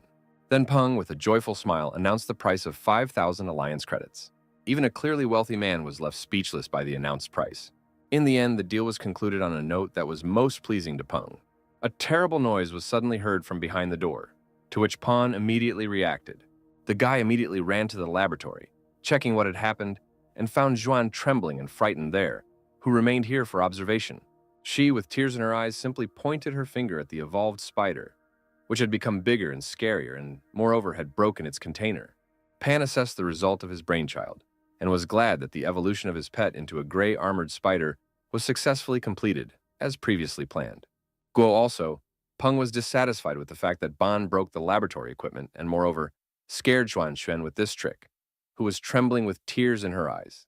However, the guy was not going to take his anger out on his pet, and therefore only expressed the hope that, regardless of the available power, Ban would have sufficient control. Ban blushed from such concern and began to awkwardly run from side to side. At some point, because of this, he tripped over one of the pieces of equipment and fell. Pan was amazed. He did not understand at all why all his monsters were so clumsy. In the end, Peng asked Ban to just sit quietly, without breaking anything, in the laboratory until things were finished. Peng apologized to Xuan for making a mess and told him to order a larger container at his own expense to replace the broken one, and then prepare materials for the evolution of the hound and agree with the client to start the experiment next week. Now, due to the broken equipment, it was impossible to continue working, so Peng decided to leave early. He had other things to do besides working in the organization. On the way home, Peng thought that it was time to find more spacious housing, preferably in the suburbs, for comfortable trips out of the city for training and collecting materials, which meant he needed to contact a realtor. Waking up from his thoughts, the guy noticed that Ban, for some reason, began to walk sideways, and the thought crept into his head about whether he had mixed up the serum, allowing the spider to accidentally evolve into a crab. Upon arriving at the office, Peng met with the woman realtor with whom he had previously arranged for a property showing. She introduced herself as Xiao Liu. She escorted the guy to the transport rented for clients and repeated that Peng had previously left a request for a small house with a garden and a basement in a quiet suburb. The most suitable option had just been found recently. Xiao Liu handed Peng a tablet with photographs of the villa and explained that the building does not have a basement, but there is a large surrounding area, so everything can be completed in the future. In response to the question what kind of area this was, the realtor explained that she saw a prosperous dragon located near the lake and had a very low price, only 2,000 alliance credits. In addition, although this is a suburb, the territory is very poorly guarded, so we can assume that, in addition to the villa itself, most of the surrounding territory is given as a gift, which means a more advantageous offer than this cannot be found anywhere. But Pan decided not to rush because this whole description sounded too good. The guy drew attention to the photographs and clarified how fresh these photographs were, because they looked as if they were taken before the cataclysm. Besides, the plants in the background had not mutated at all. This raised doubts. The woman panicked a little because of his obvious suspicion and began to say that before the cataclysm, it was simply impossible to buy such a private villa, and even with several hectares of adjacent land, but now it is quite cheap. Pan was not satisfied with this answer. Such an awkward scene brought back bad memories and forced him to look for a catch, if not in the villa itself, then in matters of decoration or security, because judging by the photo, such a house should cost at least 3,000 alliance credits. However, in the early days of the cataclysm, due to social unrest, such suburban villas were turned into fortresses or abandoned. So if the villa matched the photographs at least 60%, then Peng would be satisfied with the deal. And there won't be any problems with security. Pan just needs his team of monsters, which he might even be able to feed for free at the expense of protecting the area. Xiao Liu admitted that the price of the villa is indeed very low, but the seller, despite the losses, still wants to sell the villa at that price. In the end, Peng decided to agree to inspect everything in person and make a decision afterwards. On the way to the rental vehicle, the woman noticed Ban and said that this crab was quite cute, praising Pan's taste. The guy corrected her in bewilderment, saying that, in fact, it was a spider, which caused an apologetic laugh from the woman. A strange sound was heard nearby, to which Pan immediately reacted by looking back. However, seeing no one nearby, Pan decided that he was just imagining things. The man in the shadow of the wall, meanwhile, smiled contentedly, because he managed to find and photograph the famous Master Gao, whom he had previously been looking for. Upon arrival, a female realtor immediately invited Peng to look at the house. Peng was amazed, because the building looked almost the same as in the photo, only the facade was dilapidated. But there were no more flaws. There was almost no dust inside, which meant monitoring the state of the decoration. The furniture was in good condition, except that the design was a little outdated and some items in the floor would have to be repaired. All this again forced us to look for a catch. And suddenly another person appeared in the room, an unfamiliar middle-aged man. Xiao Lu introduced him as the villa seller, the man she called Boss Lu. He, in response to the presentation, said that he came for a personal meeting with Gao Peng, having heard that he was going to come to the showing of the house for sale. Pan was very surprised by his behavior because he did not remember that they knew each other personally. He replied that now in their circles, many people know the name of Mr. Gao Peng, because he is the trump card of the traitor Feng Chen and the hero of the last military operation. The man immediately handed over a business card, saying that he was selling familiars and, if Mr. Gao was ready to cooperate, he would be provided with a 20% discount.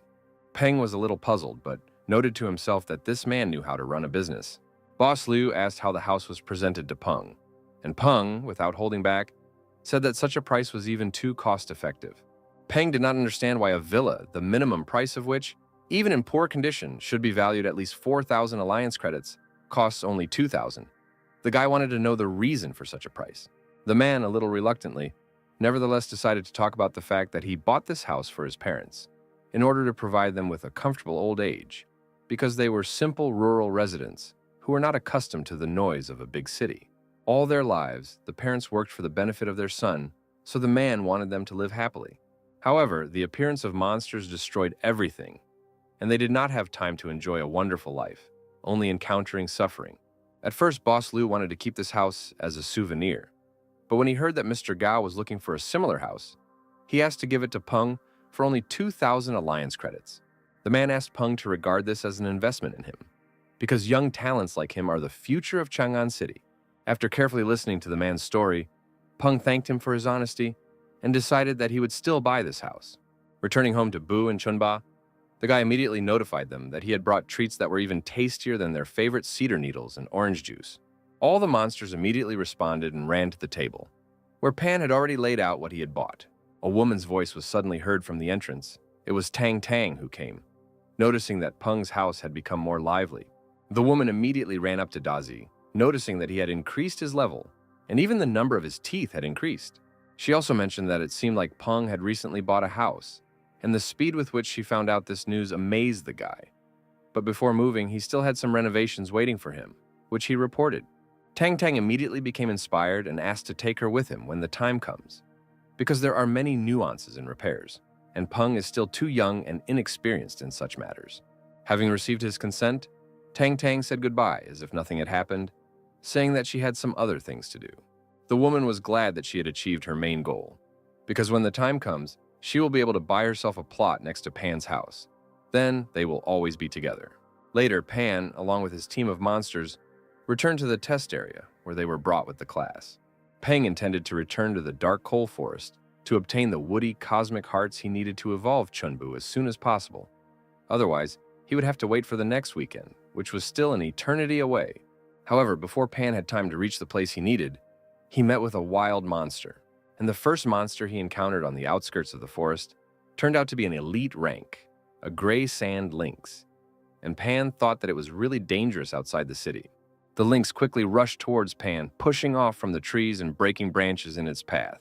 However, Bu blocked the monster's path, crowding Dazi and not giving the lynx a chance to get close to his owner. Lynx wanted to continue the attack, however. When she saw her opponent and his decisive attitude, she immediately got scared. The lynx ran as fast as she could in the opposite direction, trying to save her life. She was shaking with horror in front of such a formidable enemy with the smell of death, but threads of Bu's blood entwined her limbs, not allowing her to escape from the clutches of the enemy. With one single blow, Bu defeated the wild monster, leaving only a puddle of blood under his body. Pan was amazed by Buchan's strength, because his power had increased no less than 10 times compared to the time when he was a Red River monkey. Such an increase was quite expected, but it was incredible to see with his own eyes. As it turned out, not only Peng, but also Bu himself was surprised by the attack. He looked at his paw in confusion, realizing that he had not calculated his own strength. After all, Bu had never fought once after evolving, and in the future, he would need to fill this gap with a lot of training together with the others. Meanwhile, Buchan himself recalled with a smile his first meeting with Pan and the fact that, although he did not understand the guy's words then, he somehow felt that from that day, Pan would become everything to him. And so, after 3 hours of searching in several potential groves of cork trees, Pan finally found what he came to this forest for on his day off. Peng also remembered that last time, a green tree snake was also found in the trees. Apparently they are attracted to these trees. After these words, Bu became alarmed and then discovered that one of the vines on the tree nearby was a tree snake, and therefore a potential danger to Pan. Therefore, without hesitation, Bu grabbed the hiding snake and tore its body into 2 parts. Bu also extracted a crystalline core from the enemy's body and handed it to Pan.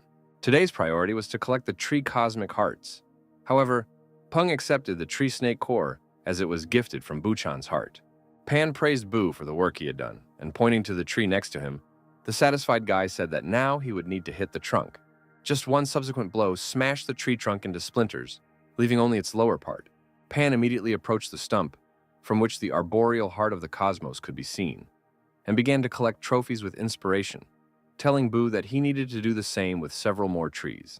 Meanwhile, in another part of the same forest, there were 3 men who had arrived here on a tip from an informant. Suddenly, the mouse monster on the leader's shoulder caught strange sounds in the distance, which was immediately noticed. The man reported that some noise was heard in a certain direction, and they needed to check if it was their target. As they approached, the sounds became much louder and more distinct. It sounded like the sounds of blows, as if someone was boxing in the middle of the forest, which one of the men noted. Another laughed at him, saying that even the very idea of this was absurd, because the forest was infested with wild monsters, and the leader even ordered him to take the task more seriously, reminding him that they needed money for doing the work. Having reached the source of the sounds, all 3 saw in front of them an undead-class monster that was destroying centuries-old trees with just one blow of its hand. Such power amazed and made him doubt his capabilities, but the commander paid attention to something more important at the moment. He took out a photograph, checking it, and said that the guy was their target. However, the question arose of what he was looking for in the debris of the trees. The other 2 unanimously began to persuade the commander to retreat, because the customer had paid to clarify the types of monsters of this boy, which they managed to do, and now they should quickly leave before they were noticed. It became clear that this trainer was not so simple. Besides, in addition to the monkey, he had with him a huge centipede, which was clearly not to be trifled with. But the commander adamantly told them to shut up, telling them that they needed to take advantage of the chance and opportunity given to them.